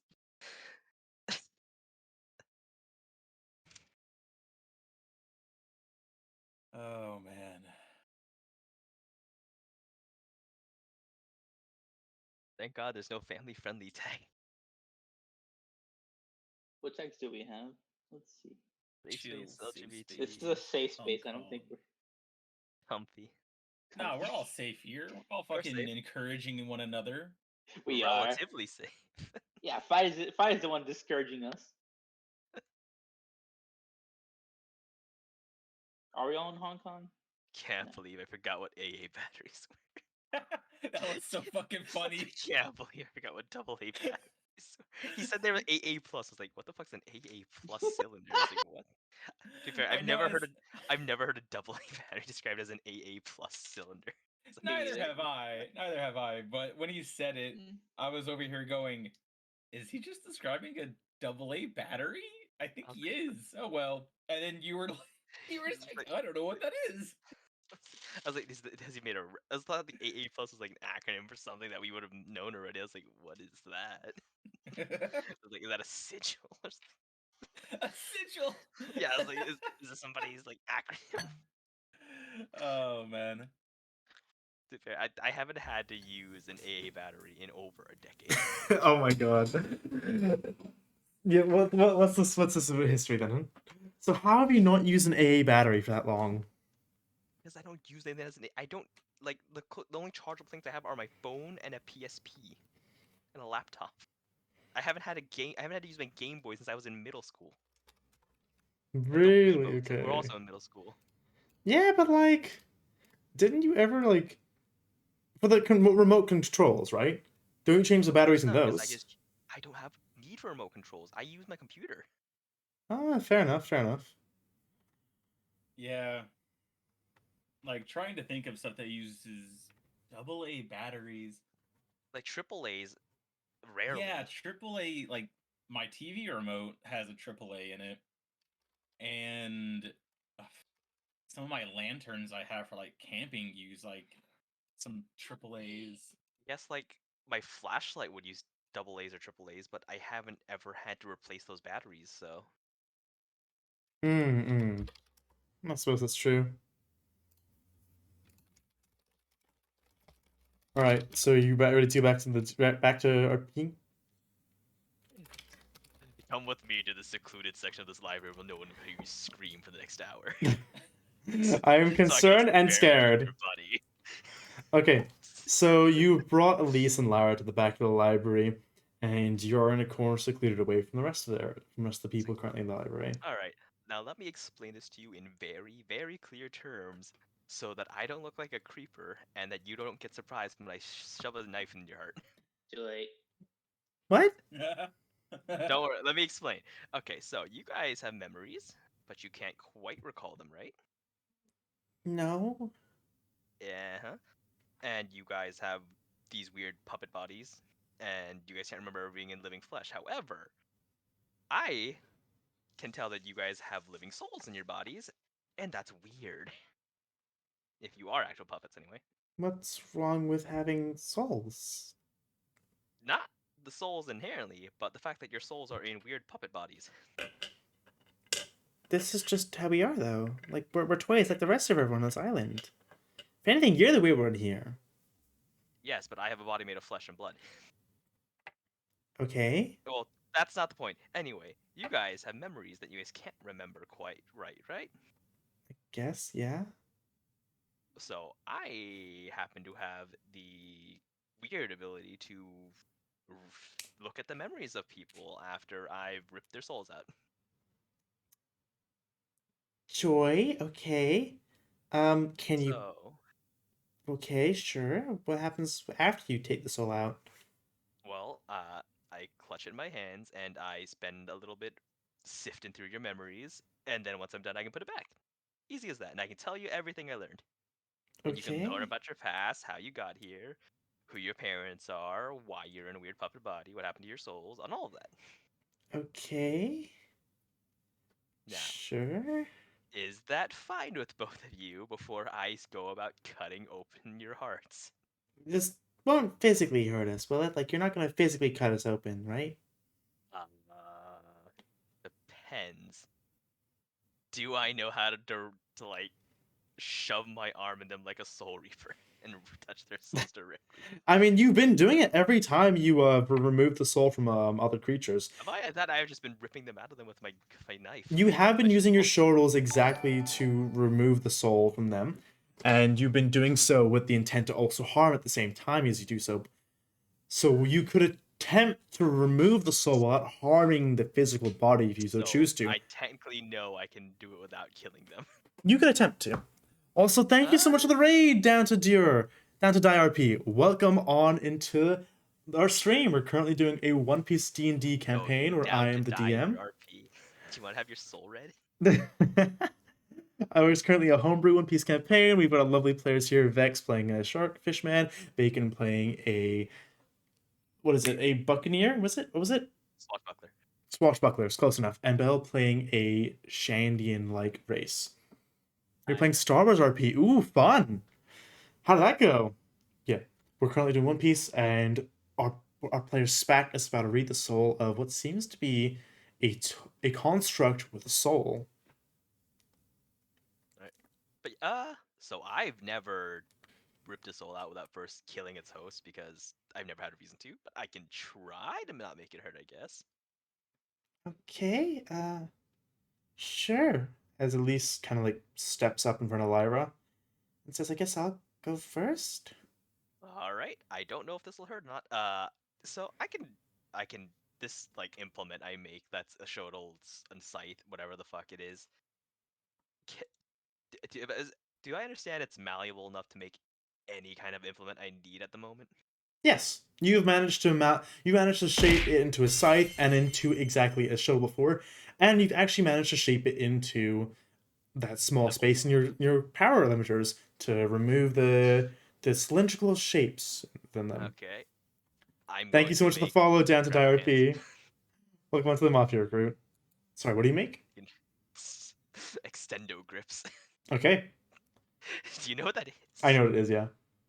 Okay, yeah, I make an extendo grip. I was like, okay, don't flinch, and I start. I see if I can bypass their would-be puppet flesh and go for the soul. Okay.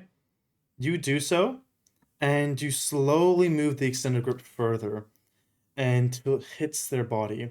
You have your soul vision activated and can see their soul, and so you push into their physical bodies as she winces a little bit, and the extendo grabbers push into her body slowly until they can be the soul is within reach.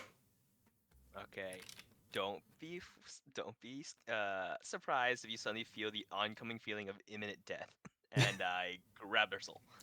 Okay, you manage to latch on to the soul with the extended grip, and you pull it out, and she winces again, and she stays conscious as you pull Alright, the soul and- out. Oh, she's still conscious? Oh. Wait, people can be conscious of other. Oh, well, these are puppet bodies. They don't speak for real living people. What? All right. I Yeah. got your soul. Is she conscious? To She's see it? conscious, and she sees it. She's like, "What is that?" That is a living soul. Your living soul, actually. And she Are kind you of still like conscious? I don't know. she like goes to poke it, and it like ripples as she like touches it. What happens when other people touch these things, honestly? Or do they just go through them? She touches it, and it's almost as if like a balloon, but it's so soft to the touch that it kind of just ripples in place from where she touches it, and the whole ripple just vibrates around it. I'm also gonna test something real quick. I shake it a little bit and see if she reacts. She doesn't react, no. Okay, cool. All right, that was a fun test. Anyway, I'm gonna take like 10 minutes to sift through the entire encapsulation of your memories. So sit tight, and I sit in a chair and start looking at it. All right. You start staring into the soul, and you feel that your vision has slowly accelerating onto this point of the soul until you know like when you like do like a warp drive in Star Wars and it's like that shoom. Yep. Like you look into this soul, this highly concentrated soul, and you feel as if you've just been sucked into it. And you open your eyes, and no, that's not it. Where is it? Fuck. There you go. You open your eyes, and what you can see in front of you is kind of like a vintage TV screen, in which what you're seeing is kind of not the highest of quality. It's kind of a mix of blurs as well as figures. 360p is all you got. Exactly. Imagine 360p vision. But what you do see is you wave your hand in front of you, and the air before you shimmers and dances with magic.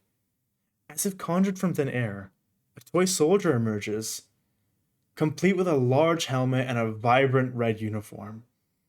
It materializes slowly, as if stepping out from a dream into reality. The soldier stumbles on its newly formed legs, taking hesitant and unsteady steps towards you. With each determined stride, the soldier finds its balance. Growing more confident, it raises its head, meeting your gaze, with sparkling eyes that reflect your wonder and innocence of naivety. And then, with a heartfelt gesture, it gives a salute, the brim of its hat gleaming in the sunlight. A smile graces its face, a smile that seems to radiate joy and gratitude. In that moment, the connection between you and the toy soldier feels profound. It is not just a plaything brought to life. It embodies a spirit of imagination, possibility. It is a symbol of the power within you, the ability to bring dreams to fruition. The soldier salute is not just a gesture of respect. It is a symbol of the bond you share, a recognition of the magic that dwells within your heart. With a sense of wonder and delight, you reach out, allowing your fingers to graze the soldier's outstretched hand. The touch is electric, a tangible confirmation of the extraordinary. As the soldier stands before you with its hand in yours, resolute and full of life, you can't help but feel a surge of warmth and belonging. It is a reminder that even in the most uncertain times, the power of imagination and the magic of childhood can ignite a flame of joy that never truly fades. And in that shared moment of salute and smile, you know that the bond between you and the toy soldier will forever be etched in the tapestry of your childhood memories. As your vision slowly starts to return to that other real world. And you're back in the library. Okay, so the child was this person, Lyra, which one was it? You can't tell if it was Elise, as you were. The vision is first person, Okay, so you're whoever uncertain. soul this is their vision. Yes. From what you can understand and ascertain, that is correct. Okay, that doesn't answer why they have what kind of memories they have, though, I guess. But based on this soul doesn't have any of the memories that they told me about. It has mentions of the memories that they spoke about. However, they themselves were unsure, as they it was almost as it was locked inside them, but unable to recollect them. And Alright, as okay. you've come back to reality and you're speaking a little bit to Lise, you see the soul slightly brightly shine as it starts to move on its own, and it floats up and it moves away from you and it moves past Elise. Follow that soul. It's going back to whoever it came from. Which means it's not actually yours, Lee. Sorry to tell you that. Okay. Interesting. Okay. As you follow the soul, and the soul floats majestically through the air, rippling until it finally leads you to the front of the library, and it pauses in front of the mirror for a second as it slowly fades into the mirror, and you hear just the distant noise of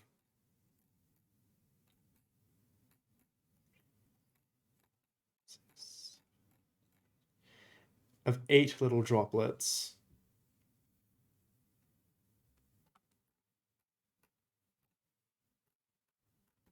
Eight little droplets.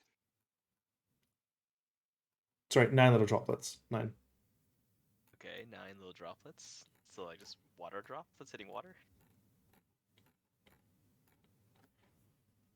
It just sounds like blink, blink, blink, blink, blink, blink, blink, blink, but none of those. Okay. And this happened from a soul entering a mirror? Yes. Weird.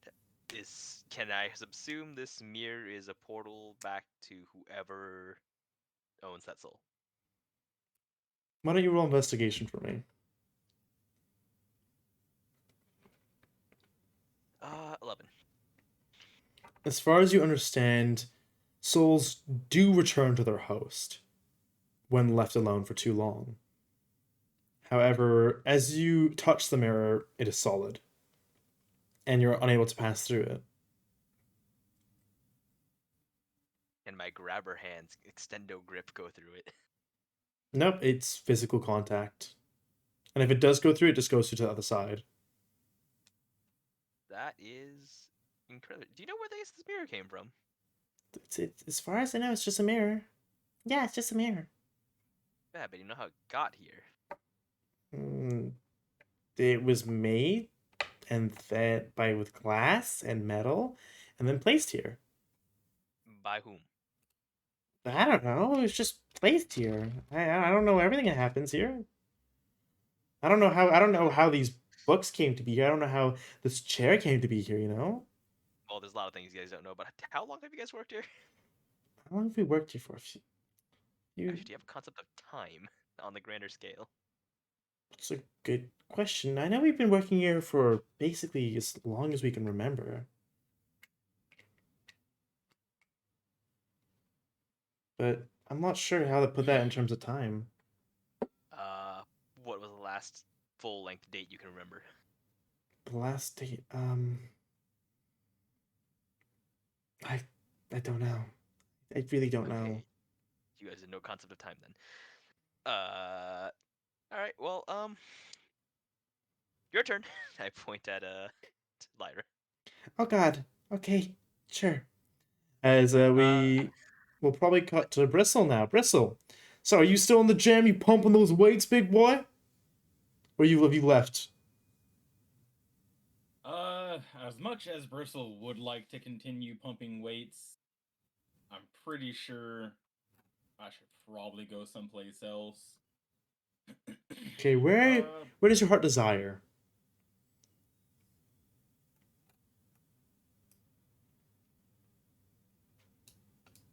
Well,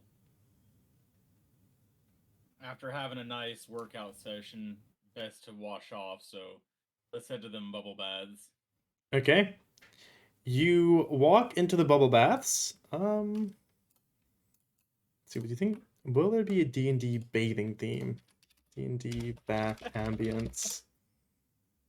Hot spring ambience. Bathhouse! Boom! Alright.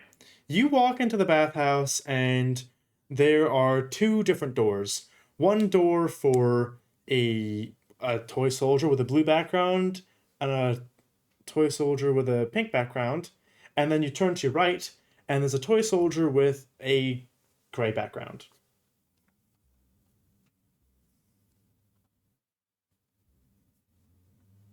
Bristle's gonna walk into the gray background one. Okay. You walk into the toy soldier with gray background, black, on the door. And there doesn't seem to be anyone inside. It seems to be a changing room sorts that greets you. Seems to be like locker doors on the side and a bench in the center. And another door at the end of this room that seems to be opaque. Cloudy, right? Opaque, yeah. Yeah. And Well, you can hear someone like going la di da, la di da, la da da da da. well, Bristle's gonna go and take off his pants and put them in a locker, and since that's the only thing he's wearing, he's just gonna walk right in, butt ass naked. As you do, you see to your left shower stalls, with dividers in between them. And to your right, you actually see one massive big bathtub that seems to be full of bubbles, and bubbles emerging from them as they rise to the top and pop up the ceiling, and a man giggling, ooh, yes, that was going to be a big one. Yes, yes. Very nice, very nice.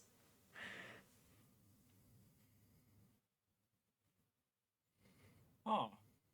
Well, I mean, it was called bubble bath, so okay. And I'm gonna walk over and then shower my body off before getting in. Okay. You decide to shower off your body, and there is a little metal bar with some soap on it. Do you decide to use the soap? Yep. Alright, you use the soap. And can you give me a sleight of hand at disadvantage to see if you drop it or not? Okay.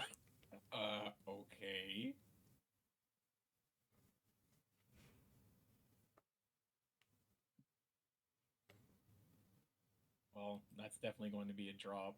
Yep. That's unfortunate. That's a 6 and a 20, so a 6.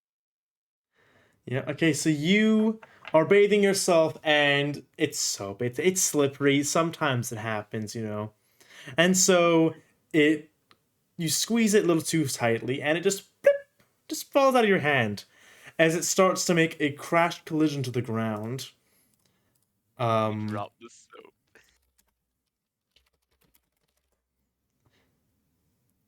As the soap is slowly gaining velocity, as it starts to slowly descend from your hand in slow motion with the crescent curve, as if it was doing an elegant backflip. As it slowly falls, turning and twisting as it does, performing these elegant moves, as it looks at you with horror, almost as if it's got an outstretched hand going, no!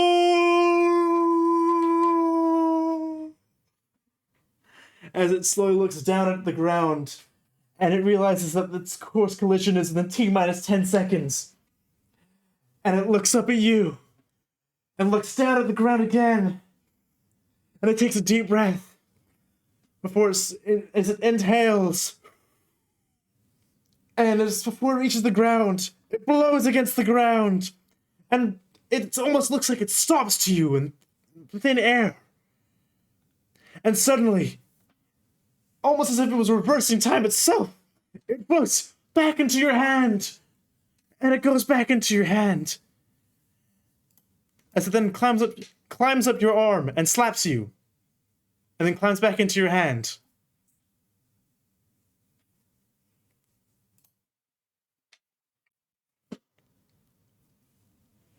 Is there a mirror like in front of me, or is there no mirrors? Not in the bathroom. You have to go. Not in the shower now. You have to go to the sink behind you. Okay. I look at the soap in my hand, and I just go, no, and I set it down. Okay, you set it down at the sink. Yeah. Yeah, I just set it down, and then I rinse myself off, and then I go and get in the water. All right. Do you join the bubble bath? Yep, I get in the bubble bath. All right. As you slowly submerge yourself and join the bubble bath, you can feel a sense of the warm water feels welcoming. It feels enlightening almost as you look across from you and the man giggling kind of just like waves his arms to the side and the bubbles split open like the Red Sea like Noah does. And he goes, "Hello. Another bubble enjoyer, maybe?" Narrow my eyes at him for a second. Yeah, they're fine. I like bubbles. I love bubbles. What about bubbles do you like so much? Let's see what kind of weird wisdom he has on this. 16. They're temporary and fleeting and pop at the slightest bit of pressure. Yes, Interesting to think about. they are. Bubbles are fascinating to watch, aren't they? Whether they're floating gently through the air, popping in a frenzy, bubbles are mesmerizing. I love how they just shimmer and change colors as the light reflects off the surface, with the rhythmic breathing and gentle movement required. Just when you blow bubbles as well, it can help me relax, Don't focus on the present moment. Like, bubbles are like a great way to connect with others, you see. Whether I'm blowing bubbles with a friend or showing my love of bubbles with strangers, bubbles have a way of bringing people together. Think about the joy and wonder of bubbles that transcends age, language, and culture. Don't you agree? Yes.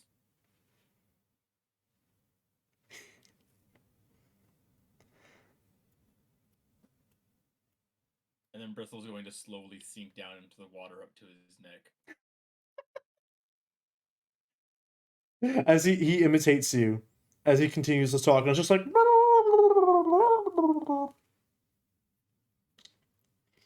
all you can hear is just the sound of this water like bubbling.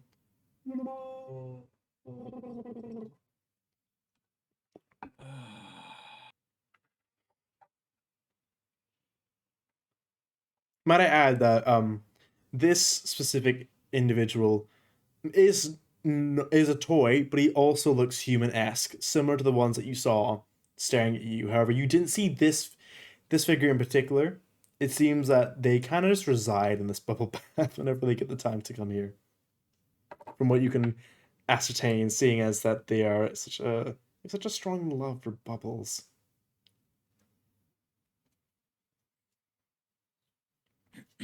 All right, well, Bristle's probably going to soak here for a while. I'd say probably about 10 minutes of soaking, and then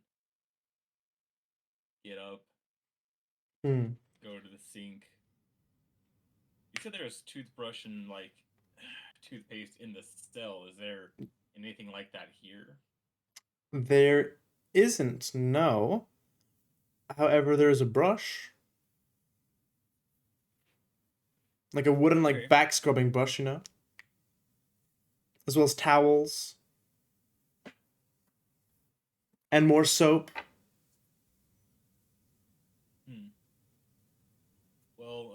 he's gonna go and grab a towel and start toweling off and look back over and see what the dude is doing, if he's just kind of chilling there in the bubbles still.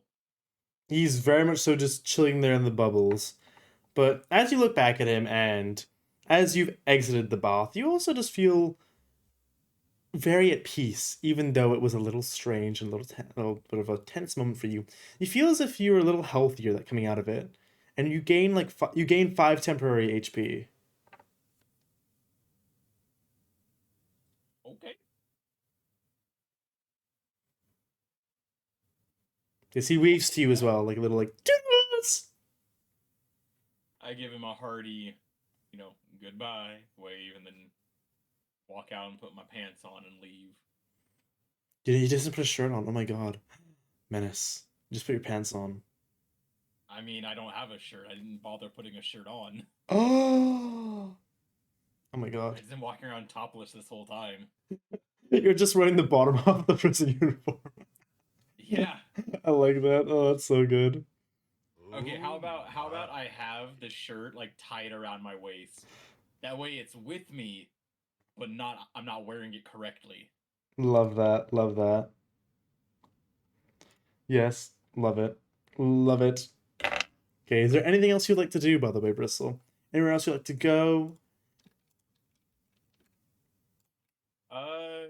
Sure. I'll continue walking around and make my way over to see what the heck this freshness station is. As you walk into the freshness station, you see a few other prisoners there sitting in their underwear as you see a number of machines turning as they are rumbling violently. You see someone putting in clothes, you see some people taking out clothes and immediately dressing into them.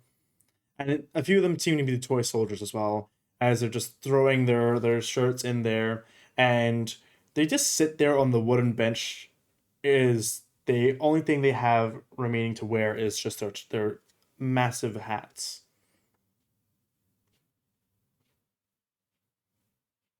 And you see what you think is Tony having a chat with Seth Omaiwa Moshinde Ru Apple Fiver. My god. I'm glad you remembered. All right, well, I'm gonna walk over to Tony and go, "Hey, Tony, what are these things? They wash clothes or something?" Yes, they wash clothes, good Bristle, friend of the illustrious Spack. They are machines that perform such magic. They can not only wash clothes, but dry them. Have you heard anything like that before, Seth? I have not. They're new additions. Victor apparently made them. Really? Victor made them? Wow. Victor's really been helping Bastila. Yes, Victor's been helping a lot lately. Oh my goodness. What do you think? Have you ever seen such a thing, Bristle? Friend of illustrious No. Spack? No, I can't say I have. I've only ever hand washed my clothes and hung them to dry. But Victor? Who's Victor? Victor! He's in the fun factory almost all times when he's not in his cell. He is a very proficient toy maker. He loves making and creating all sorts of things.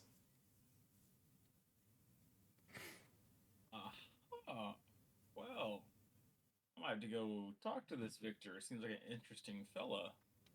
Yes, apparently, mostly every night he has a workshop which allows people to tinker and join in on the festivities. Sometimes we like to go as well, but it's a little weird making toy soldiers as a toy soldier.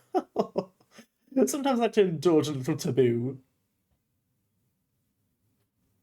Well, do the toy soldiers you make come to life like you? No, of course not. Toy soldiers coming to life. What a joke on this one, Bristle, friend of illustrious Spack. Toy soldiers can't come to life. Just stares at the camera deadpan. Okay. Well, I'll make sure to bring any clothes that need washing here. Do I just put them in and push a button or something? You just put them in. It kind of eats them a little bit, then spits it out a few minutes later. Washed and dried. All in one. And we don't do them for you. You have to wash your own uniform. We're not going to take care of you. You're not some baby. You're a big boy, aren't you? Yes. Yes, very good. Okay, well, I'll head down to the Fun Factory then and talk to Victor. All right.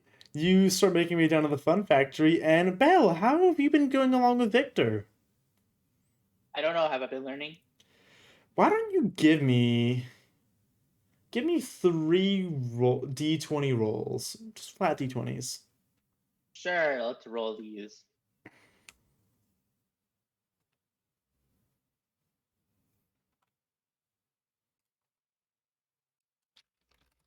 I have learned nothing.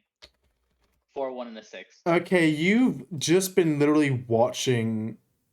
You've been watching Victor effortlessly working on these, and you've been attempting to make the whoosh sword as Victor's been showing you with precise movements and instructions. But every time you make it, it just comes out as a toothpick.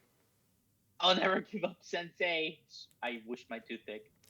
You do a whooshing motion with a toothpick, and he goes, yes, good child, yes. In due time you shall be proficient enough to be making these swords like nothing.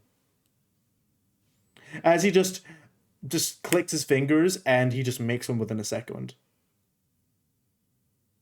I continue trying with Sensei. Bristle, you arrive at the scene of Belle tirelessly working, and really, honestly, maybe you might have some little respect, or maybe impressed a little bit of how hard Belle is actually trying to do something right for once. What do you mean for once? I'm always doing the right thing. God doubts that. She always tries hard, even if it's not the right thing, but at least she tries. God looks down at you and nods as he fades away, and you forget that this ever happened. Do I notice Bristle coming in? I don't know, do you? Roll perception. Yeah, thank you. I don't need to do my job. It's great. I rolled a 22.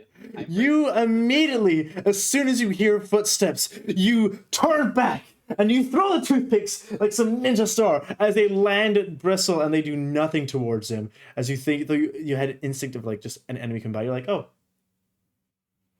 Hey, Bristle, what's up? Did you just throw toothpicks at me? No, they're my prototype whoosh swords. They're awfully tiny to be... Wait. Looked at them and go, what the fuck? They're huge.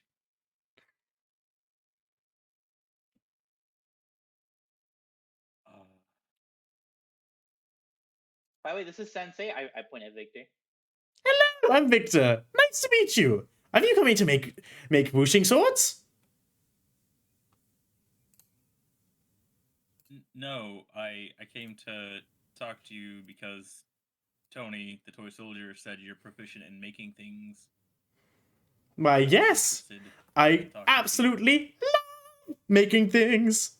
As you can see, I've made a number of things. As he like kind of throws his hand out and moves to the side, and you see the whole table is just covered in super tiny whooshing swords. Like when Belle walked in here, there was one, but now there's about 50 of them, just 50 tiny toothpicks. Thank you so much for the follow, Hunchy92. Welcome onto the Mafia Recruit. Okay. Well, I was told you made the washing machines in the other area, so I was curious about that.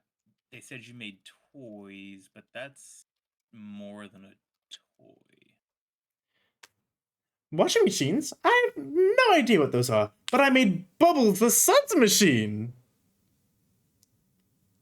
Is that what you're referring to? The Bubbles the Suds machine? The machine that you put clothes in. Yes! It puts bubbles into it, and then the bubbles pop, and then the clothes go pop, and then they are dry. Yes, that machine. So, That looked awfully complicated for a toy. Yes, you see, I don't only make toys, I make the desires of people come to life. The toy soldiers were tired, their hands becoming more brittle, eroded by the water, not doing much good. All that water damage and wood don't really go together. But with my ingenious mind and my strong sense of ambition, I was able to put together a toy, unlike any other toy, not seeming like a toy, but a machine that can help the quality of life improve for the toy soldiers here, as well as toys. As you see, it's not nice when your hands get damaged by water. You may lose a finger or two. He says, like, crackling his wooden hands together.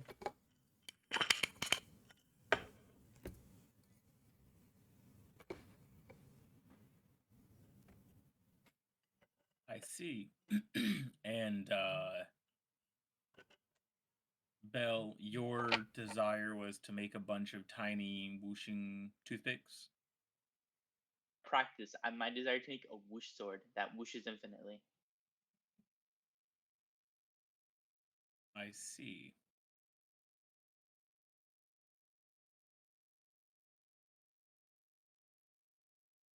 Now come, boys, sit! Join us! Yes, join us. Those we are can some make whoosh strong-looking today. hands! Looks like you could be very good at maybe with some wood crafting.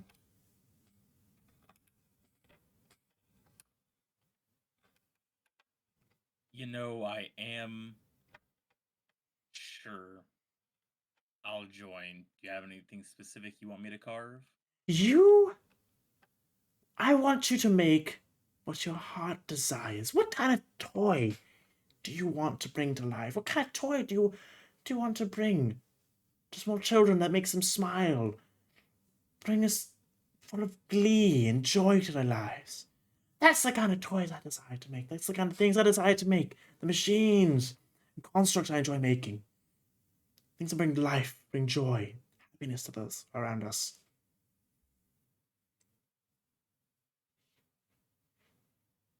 And look how happy your friend is here with the whooshing toothpick. As you just see Belle, like, carrying, like, 10 of these tiny toothpicks and using it like a Chinese fan. Can I glue them together for the Chinese fan? That's a new idea. I start working on the Chinese fan. Okay, you just start gluing them together. House of the flying daggers. Oh my god, that's how We'll the start spell works, tapping in. finally!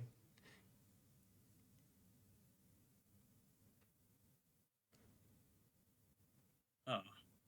Something that would make someone happy. Making a kid happy. I'm not sure toothpicks makes a kid happy, but that makes Kids love weapons. Belle happy. So maybe it's more so satisfying our own innate desire? Oh. Satisfying the kid within you, maybe. What does little old you want? What is your desire? Something that screams back to your childhood.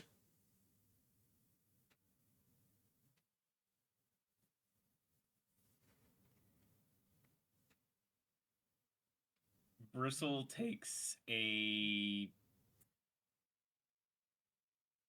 probably about a 10-inch tall piece of wood, about maybe 5 inches wide and 5 inches in depth, and starts carving it.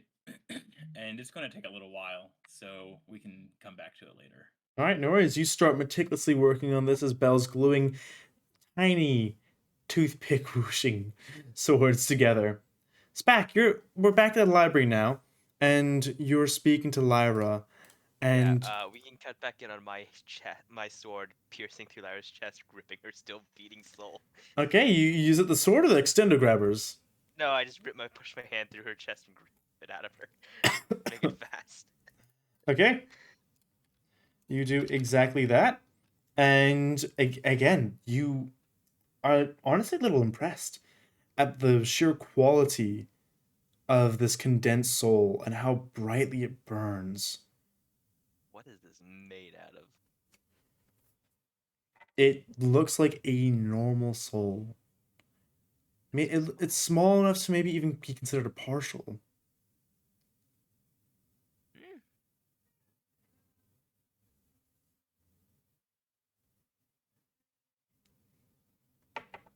Whenever you're ready to take a look and throw yourself into the soul. Yep. Yeah. I'm just gonna rip it out of her and just immediately start staring at it while standing there. Okay. You start staring into the soul as you again feel that sensation that you're being flung into this instance as the space around you changes again. You feel that you are nestled in a bed, the soft glow of a lamp casting a warm aura as you eagerly await a male figure that has a kind and comforting aura, different to the towering one, to read you a bedtime story. His hands cradling a cherished storybook, its pages worn from countless journeys. His voice gentle and soothing, breathing life into the tale. As he begins, the room transforms into a realm of imagination. Each word spins a web of magic, transporting you to distant lands and introducing you to captivating characters. The worries of the day behind you dissipate as you lose yourself in the enchanting narrative. Wrapped in the storyteller's love and care, you embrace the power of dreams and boundless reach of imagination. The story draws to a close, leaving a bittersweet longing for more adventures to come. With the warmth of his voice still echoing in your heart, you drift off to sleep carrying the enchantment of the story in your dreams. And Spack, as you're shot back out from the soul, you come away from this memory feeling with a feeling of a sense of familiarity. You can't explain or place why. Hmm. I'm guessing it has the same qualities as that first soul.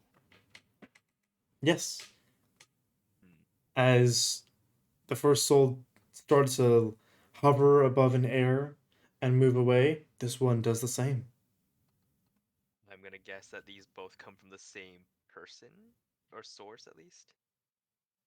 As you watch the soul move and drift, it follows the same pattern that the previous one from Elise did. As it slowly moves before the mirror, at the same spot, and enters, feeding and Before phasing it into disappears this it. time, I'm gonna try to grab it. You try and grab the soul. Yeah, before it disappears in the mirror. Okay. You grab the soul, and what do you do with it? Can I feel it tugging at towards the mirror? Yes. You can feel it trying to push past your fingers. Hmm. If I move, I asked Lyra and Lise, can you move the mirror like 5 feet to the right and left a couple times? They look at you with a questionable look, but they nat one, so they don't care. So they do that. And so as it moves to the right, the soul starts moving to the right and follows suit. As it starts moving to the left, the soul starts moving to the left as well. Hmm. And who did you say made these mirrors? Or who do you think made these mirrors? I don't know. I mean, I assume Victor maybe? Victor usually makes all the things here, but it could just be it could just be a mirror that was here before. True. I don't think it was though. Based on the fact that this soul is trying to go into it.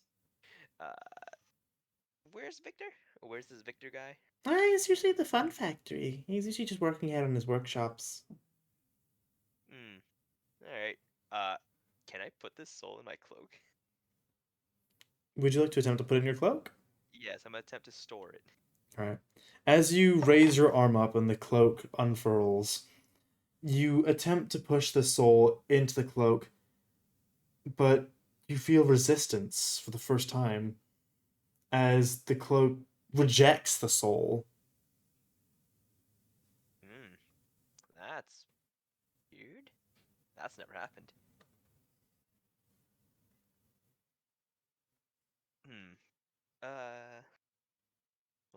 Let me just do this. I shove this soul back inside Lyra's heart, I guess.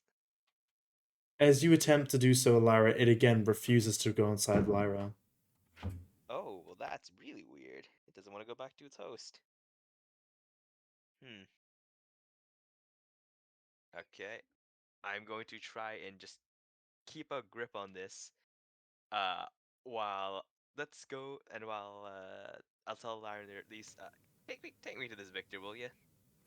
Bring the mirror. Okay. So how are you carrying this soul? Are you like cupping your hand around it almost? It's in my hand, and then I've also formed like a ball around it made of just pure shadows. Okay. And so you're walking around with this pure shadow ball out in daylight in front of toy No. soldiers. No, I have it hidden underneath my quilt. Beneath your quilt. This quilt that I have been wearing this whole time. Stupid quilt. How do I not have heat stroke? I don't know. Interesting, okay. So you decide to walk up into the factory, as Elise and Lyra point in the direction as they return to the library. And you see Bristle and Belle working tirelessly and very, very much so diligently on the table next to what looks like a toy, but with very human-like features, similar to Elise and Lyra, actually. I And look at his eyes. I assume, yep, you were to use your soul vision. And Yep. the same with Elise and Lyra, you notice a highly condensed soul burning with a passion inside him. Alright. Can you give me a sleight of hand check, by the way, for the soul? In your hands. Okay. Sleight of hand. +4. Dirty 20. Okay. It is still within your hold. Okay. Oh, hey, Bristles.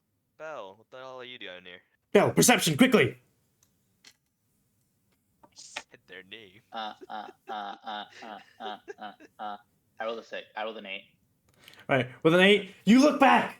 And you attempt to throw your toothpicks at Spec, but they're glued to your fingers, and you look in dismay! I run up to Spack and stab him with the toothpicks. I stab Belle with an actual weapon. She's literally screaming, why? I can't make this shit up! I can't make it up! Pick. It's whoosh picks. They barely hurt. I see you trying to stab me with the little dagger. What do you want me to think? They're whoosh picks. Whoosh whoosh. My first reaction is defend my life. I stab you with an actual sword. Why? Bristle, why don't Also, you you're give showing me, You're showing a weapon in prison. That's bad. They're gonna take that away. It's a shank. Don't worry about it. How loudly are you two talking, by the way? Because this sounds like screaming to me. So, Hi, and she screamed. I said, yeah, Belle, why don't you give me a little bit of a stealth check? could you give me some help? I think I'm gonna fail this. There's no amount of advantage I could give you here. You tried to stab me. I rolled a 14. You rolled a 14. Thankfully, the sound of machinery and the tinkering of Bristle and Victor are enough to drown out the sound of you mentioning contraband. Yeah, but Bristle, why Do I don't... stab Belle? I mean, if you want to, you can. I'm not going to stop you. But Bristle, why don't you give me a d20 with your proficiency modifier added to it, and we'll see what you made. 20. I want to see my fan work. You glued your toothpicks to your fingers, but you can... Hero the one. That is a 1 plus 2. And We're both shit. He's dead to the world until it's done. Oh, we're so shit. Bristle, yeah. How do you want that to reflect the quality of the work so far, or something else? I think the quality of the work so far. Okay.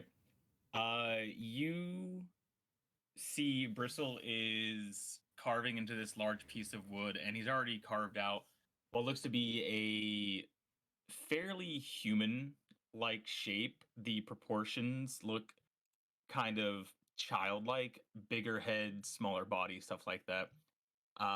But his knife is stuck around the face and he's frozen. As you can kind of see, he's not all there right now. He's just getting random flashbacks to Belle just slaughtering that child in the ballroom. Oh no, something completely different, but yeah, he's not there right now. Ooh, He's having Vietnam flashbacks. take his soul. Take his soul. Oh my god. So, I'm gonna anyways, take your soul. You know, hi let me there, see- Spag.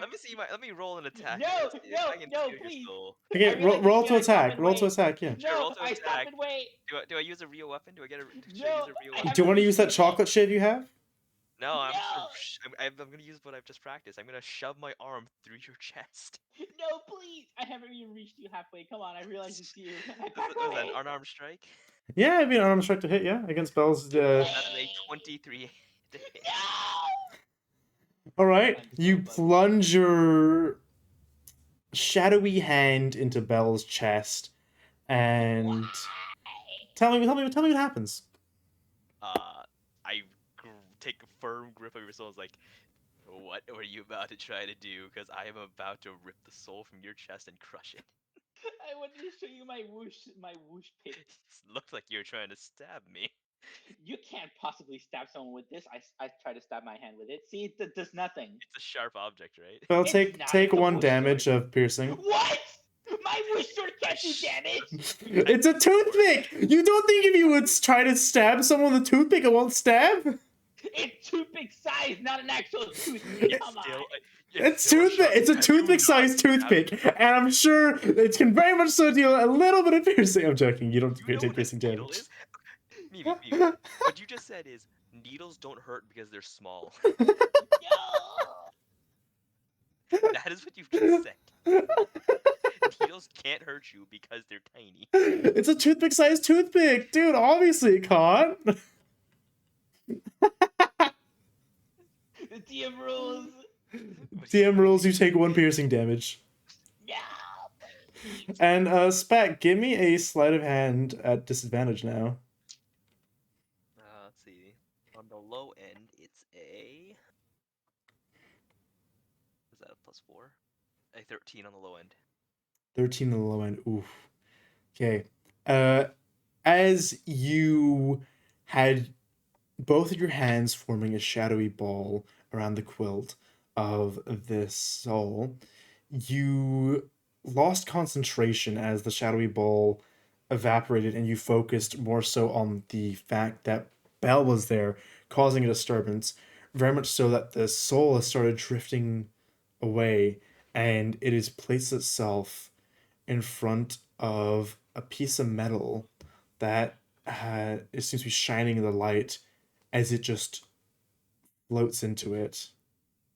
And you hear 8 drops this time compared to the previous Now 9. it's 8. Yes. So are there 7 more souls out here that I can mess with?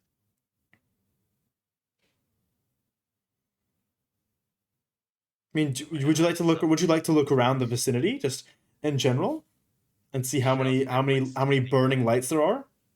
I'll take a sweeping glance, sure. Yeah, sure. Give me perception to see if you can differentiate the intensely burning souls from like any of the crowds or something. 19. Okay, yeah. You are able to ascertain, and I'm going to ping this on the map for you, by the way. There seems to be a soul. Okay, so the souls you see, there seems to be one right in front of you and Victor. There seems to be one in the bubble baths. Seems to be one in the playful prowess chamber. There seems to be one in the warden's room. One in the playground. One in the admin area. I cannot see these pings if you're pinging with. Sorry. You put the X there. That's much easier.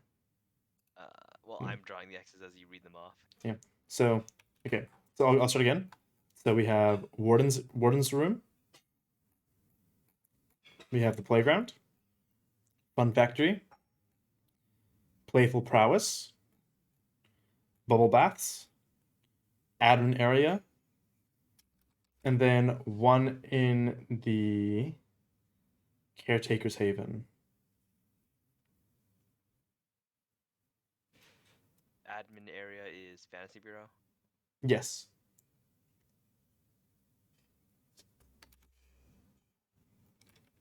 Okay. 1, 2, 3, 4, 5, 6, 7. Yep, 7. 1, 2, 3, 4, 5, 6, 7.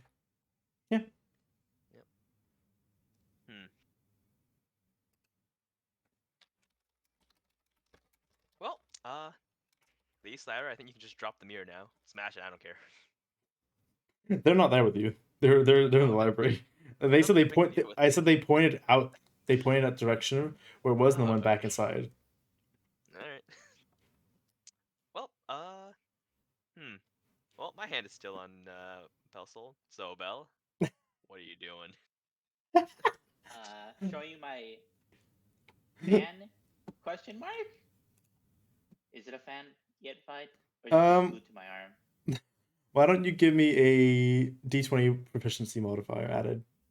Yeah, let's go. 18. Okay, Total. tell me what it is. It's a fan.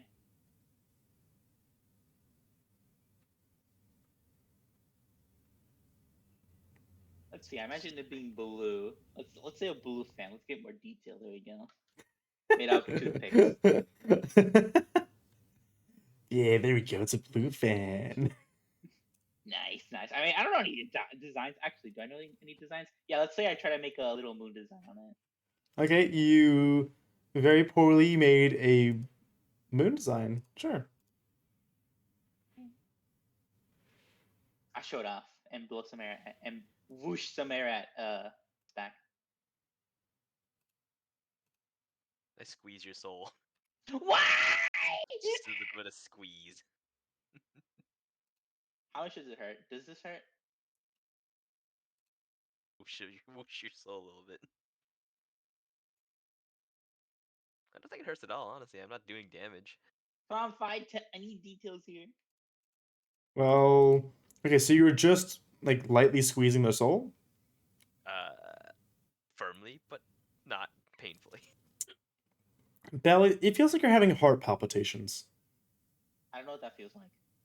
Imagine a strong tugging in your chest. And like imagine just your heart being just it feels like it's being like your whole essence feels like it's being squeezed and just messed around with. Is it like falling in love? Solidified my hand while it's inside her. If you is it like falling in love? Oh, Why don't you give me an insight? No, you fucking don't. Give me an insight. Don't worry, my insight's pretty good, Bacon. It's pretty decent. I rolled an that one. You are so convinced that you are now falling madly in love with Spack. I hate you.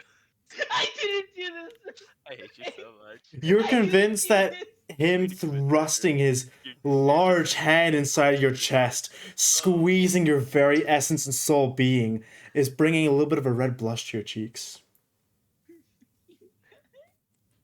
Is this noticeable? Do I notice? Oh, you that? notice It's this, yeah. fucking Weird. Yeah. Oh, it's fucking weird. Oh, I immediately just eject my hand. I was like, oh, that's fucking weird. And I walk away and go look for Victor. Let's never speak of this again. This never fucking happened. Yeah, let's retcon this, please. Let's do his ex machina this. As I say, blushing, let's retcon that. It happened. It happened. It's like that one. It's like having a one night stand of shame with like your friend if you get really drunk. You're like, we speak of this again. This never happened. You have no soul, and we'll leave it at that. Hide my face behind my fan. Oh my god. Are you Victor? Yes, I'm Victor. Lovely to meet you. Oh my goodness, so many curious people today. Victor, I need you to tone it down like 3 tiers. So many curious people today. Alright. Is that better?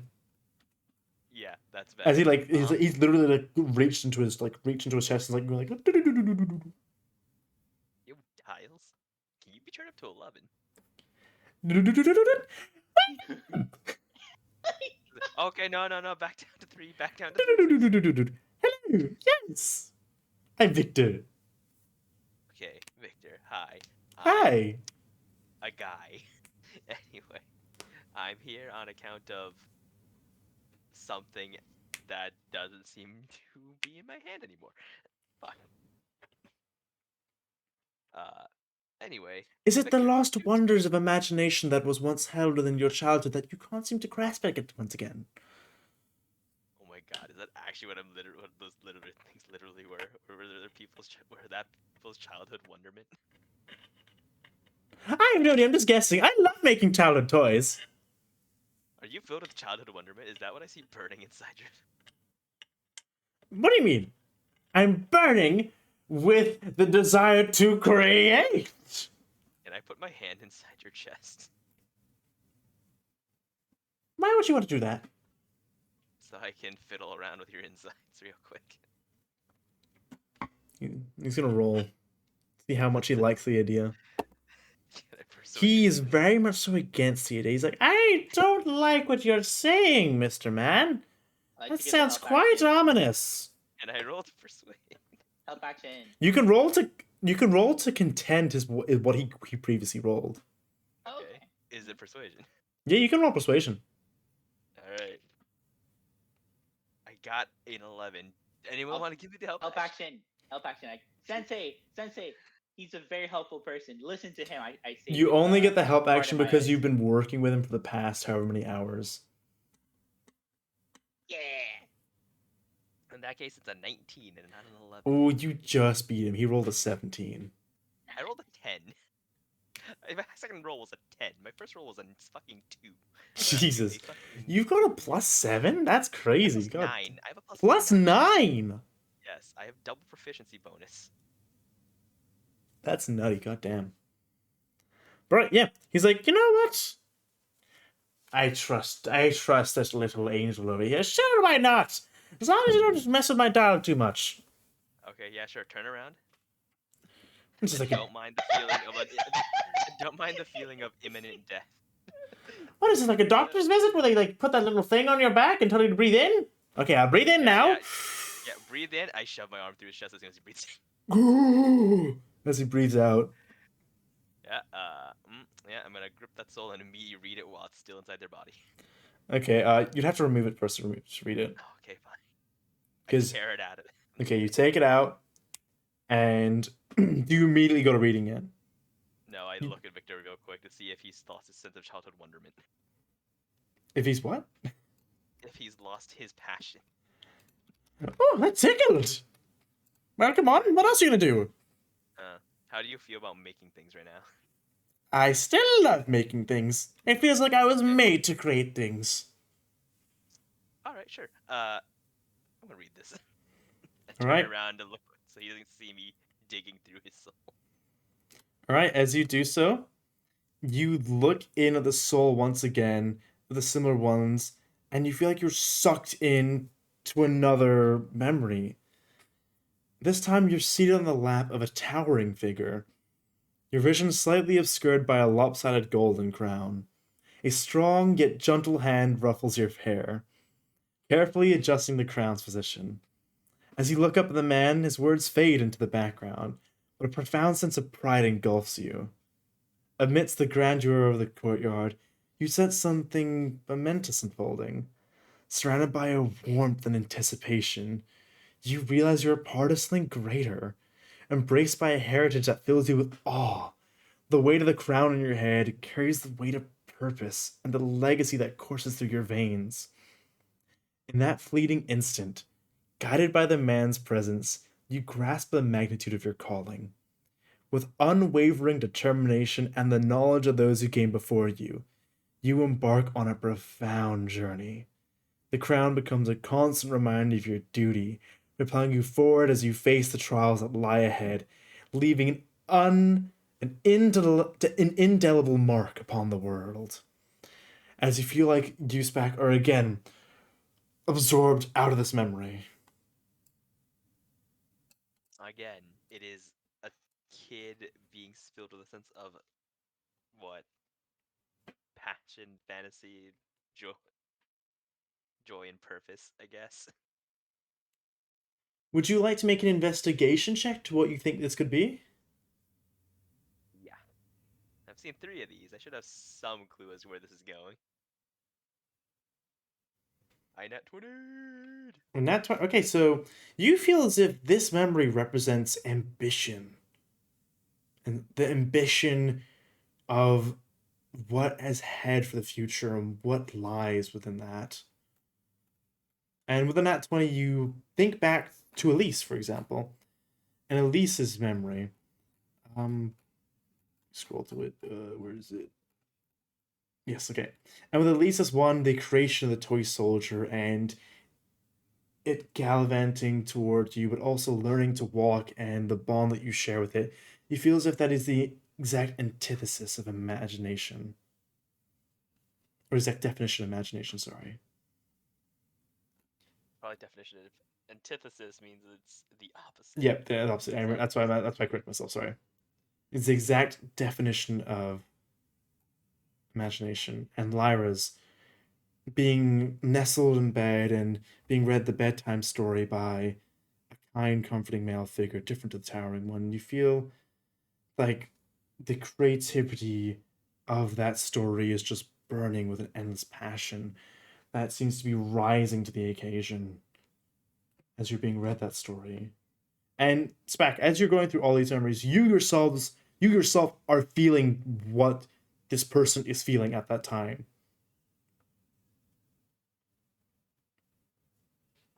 So I'm feeling all the positive emotions. Yes, you're feeling all the positive emotions in those instances and coming away with it almost a little more delight.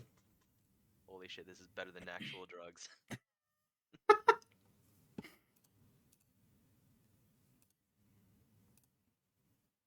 Because as similar with the other 2 souls, this soul starts to float up and float off a little bit. Let me guess, it's gonna find a shiny surface, sink into it, and I'm gonna hear 7 plinks. As you have guessed, it does the exact same. It finds a reflective surface on one of the windows and slowly stops before it goes into it as it morphs into it, and you hear 7 plinks. I don't know what that effect that has on anything at the moment. I assume they're either returning to their original source and making them stronger, or damaging the illusion somehow. Oh, we'll see. There's like 6 more. What's Bristle doing? Let's go look at Bristle's weird sculpture. Bristle, have you managed to salvage it? I'll give you another roll. And yeah, it'll be a proficiency modifier roll. Just natural one. Just neutral one.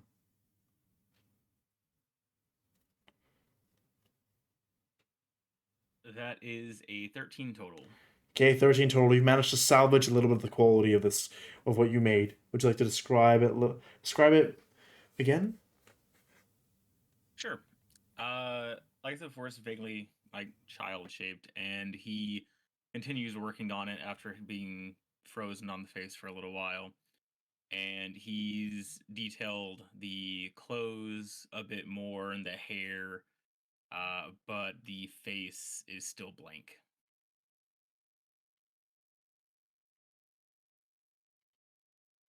Very interesting toy you've made here.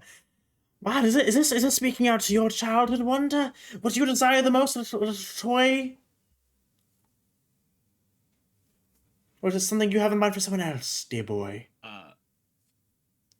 Bristle looks up at Victor, and you can see that he has, like, misty eyes. I get the feeling. It's very nostalgic. It's very beautiful to create. To think of what wonders and beauties and smiles that these can bring to the faces of those in which touch them. Ah, wondrous, wondrous! You're all so wondrous to work with. However, I'm starting. I think it's about lunchtime now, don't you think? Maybe even dinner time. What time is it actually? Yep, it is most certainly it's dinner time. As you all check the clock around you, and it's 6 p.m. and it's gone dark. Ah, the time for crime.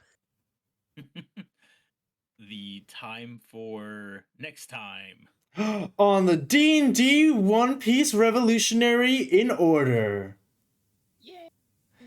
But yeah, I think we'll call that the session there, so we're not keeping you up too late. But what are your thoughts so far? What do you think, you three? What is happening? Fun. Very fun. I will learn how to make a whoosh sword. I'm gonna kill you. Why? I'm I don't gonna need kill- human slots. I'm gonna make sure you die. Why is it the same in every campaign? Because you deserve it every campaign. I've done nothing wrong but being wondrous and innocent today. Oh man. That side plot's already being discussed. I thought it was supposed to be Bellex Bristle. Why am I being dragged into this? Oh gosh, but yeah, what do you think is going on in this prison so far? Any thoughts? Any questions? Same to chat. Do you have any questions? Any theories so far? I'm gonna guess that what of the people at this prison, all the humans are definitely in prison here. Anyone that's not a puppet, more or less. Puppets with souls. I'm not sure exactly why they're in prison. I'm gonna assume it's because they have souls that they rebelled against their creator, or he put them here for some odd reason. But I'm guessing if I destroy them, or if I free all of them, they return to whoever they came from. Either this whole system breaks down for some reason, or that guy has definitely noticed that I'm fucking with his toys and is gonna come murder me in my sleep. Interesting theories. Ooh. How about Bell and Bristle? What do you think so far? Seeing how things develop, I'm curious why Chocolate Man is here in the island. I know he came here before. What exactly? Also, what toys did he rob? I'm interested in knowing about that. Victor's role, he looks like a caretaker role in my eyes. Lots of power to build. That's a unique ability. Well, it's not as if it's not as if they're being forged magically. He is physically making them. That makes it even more impressive. Also, I wonder where our two named guards are gonna play into the major plot story. Seth Tony and Omae Moshinderu Apple Fiber and God. Tony. And I'm also curious if Vex will name his own guard character at some point. Finish the trio. What do you I think? feel like you may have forgotten, but I actually named Tony. Yeah, I know. Bristle. I asked Bristle what the good name would be. It's like a child between you two. It's so sweet. I'll kill you. I'll kill you where you stand. If I rip out your still beating soul, what'll happen to you? I don't actually. We've seen what happens. Oh, we've seen what happens to Actually- the dolls. They're a living creature. Yeah, If you it's rip fine. out, so you with the dolls, you've noticed that they are small and they are partial souls, from your Yes, they have small understanding. condensed partials, and I assume they all come from one big creature. Or one And with Belle's, you were just basically gripping with both hands, like her whole soul, which is like the size of a watermelon. My most intimate item. just gonna It's my best that feature, out. my soul. It's It's my most redeemable quality. Was it pure? Give me details. No. Was it pure? was- Oh dear it was- God, no! It is fuel. was- It's full of smut. It was so oily. What did you do to it? So oily. I cut back on oily foods then. It was oily and withered. What happened? I mean, but your favorite fucking drink is Coke flavored water. Hey, it's Coke flavored water. It's still water. Not even just real Coke. It's just water with the flavorings of Coke. Yeah, it's completely healthy. 0 calories. 0 calories. I don't think that's how it That's works. regular Coke. Hey, I asked for 0-calorie Coke flavored water. Okay. Oh my god. Yeah, Bristol. Do you have any thoughts? Uh, yeah. I feel like it's kind of maybe an existential thing. Like these are the aspects of someone who thinks childhood should be locked away and removed it from their own souls and put it in a prison. That's a good So one. maybe it's the king who did this, and the king is a representation of the person controlling this island slash dollhouse. But I don't think we've seen the real person yet. You think there's I- someone else? I really feel like this is just a dollhouse scenario, and the person beyond our perception is what's moving these pieces. I mean, I can at least confirm that king had a full-on soul, right? The king had a full whole soul. That is correct. Okay.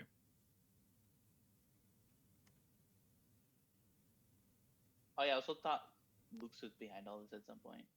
Well, he's probably in isolated containment. Oh, you think he's special? Yeah, Yeah, what- I'm pretty sure he's in isolated containment because he saw through the dollhouse to whoever's controlling it. Oh, that's true. He did see something which made him kind of tear up and pull him out of combat at one time. And Yeah. yeah, I mean, you'll be able to figure out more what happens in the next session. But I do have to ask: is there any critiques or anything you liked in the session that you'd like to see seen again in the future, in particular, like any themings, or was it okay when the party split up? Do you think it was better handled in comparison to last time? Yeah, it's pretty great. Better I get it. handled, yeah. It definitely was handled better. Certainly felt better, but I guess my only critique about it would be probably don't let us go on as long as we did to split up like that. Because I So- think we cycled through everyone 3 times. Yeah. So, Yeah, what would you suggest for like? I don't know, probably either try to get everyone back together maybe a smidge sooner, or just just do them in like 2 sections instead of 3. Because every time we cycle around, it's it just feels like it's been the time has been extended longer every time we cycle around. Okay. I see a thing. Okay, I appreciate that. Is anyone else got any other feedback as well I can reflect on? Did I take one? Did I take one damage after? I don't know if I Yes. should register. You did that. take one damage. You stabbed Yeah! yourself. My critique is I refuse. Needles should not do damage. If Go get a toothpick and stab yourself right now.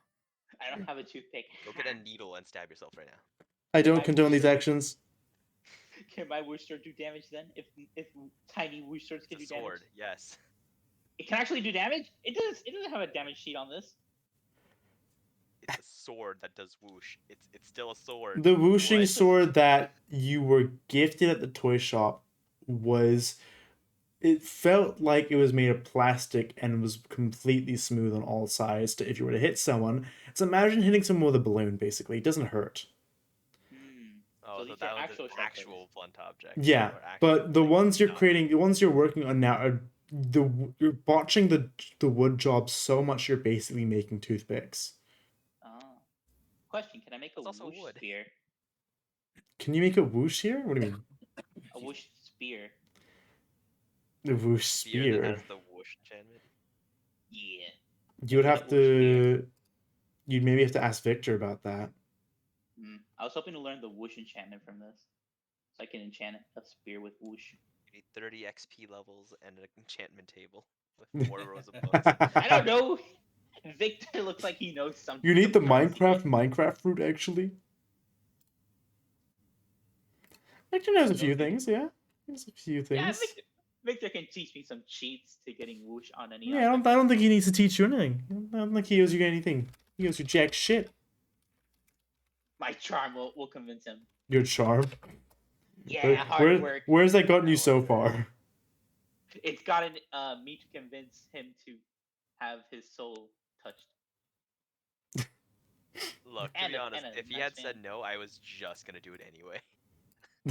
Defiance is not okay. I was just gonna Against pull it Sensei. out of him and then run. Pull it out of the run. It's mine, motherfucker. See ya. Basically, Peace. it's mine, booking it. Oh, that's great. That's great. All right. I think what we're gonna do is we're going to raid out here though. Let's send you all out to another D&D streamer. Yeah, players, if you have anything else to say to chat, speak up now, forever hold your peace. Bye. Bye, chat. We love you. Bye. All right, we'll see you next week for another episode of the Revolutionary One Piece D&D, where our players possibly unravel the mystery behind this prison on Mager. What are these little partial souls being held within these human-esque dolls? And what is the chocolate man's name? Who is he? Next time, Harassed. all on One Piece. See ya! Is what I would say if I wasn't here now. Because I'm going to do a little outro for you lot. We're going to be raiding Boo Meadow. So if you're joining us for the raid and are subscribed, please copy and paste this first raid command. And if you're not, please copy and paste the second raid command. For more information or finding me on my Twitter, you can contact me here or from my Discord over here. And my Discord is a channel point redeemed just to make sure there's no like trolls and the such like that. But yeah, hoping you had lots of fun chat. This video or this VOD will be uploaded to my YouTube channel as Fide VT VODs. I think it's 600 VODs. I didn't change the name. But yeah, it'll be uploaded soon. And I hope you have a wonderful morning, night, or evening. I'll catch you all on Monday for some more streams. We're replacing with Mega Strikers. And I'm going to show you all my amazing Luna main goalie skills. Boom. But yeah, wishing you all a lovely day, morning, night. Thank you all so much for support. Thank you for the raids. And I'll see you all next time. Bye.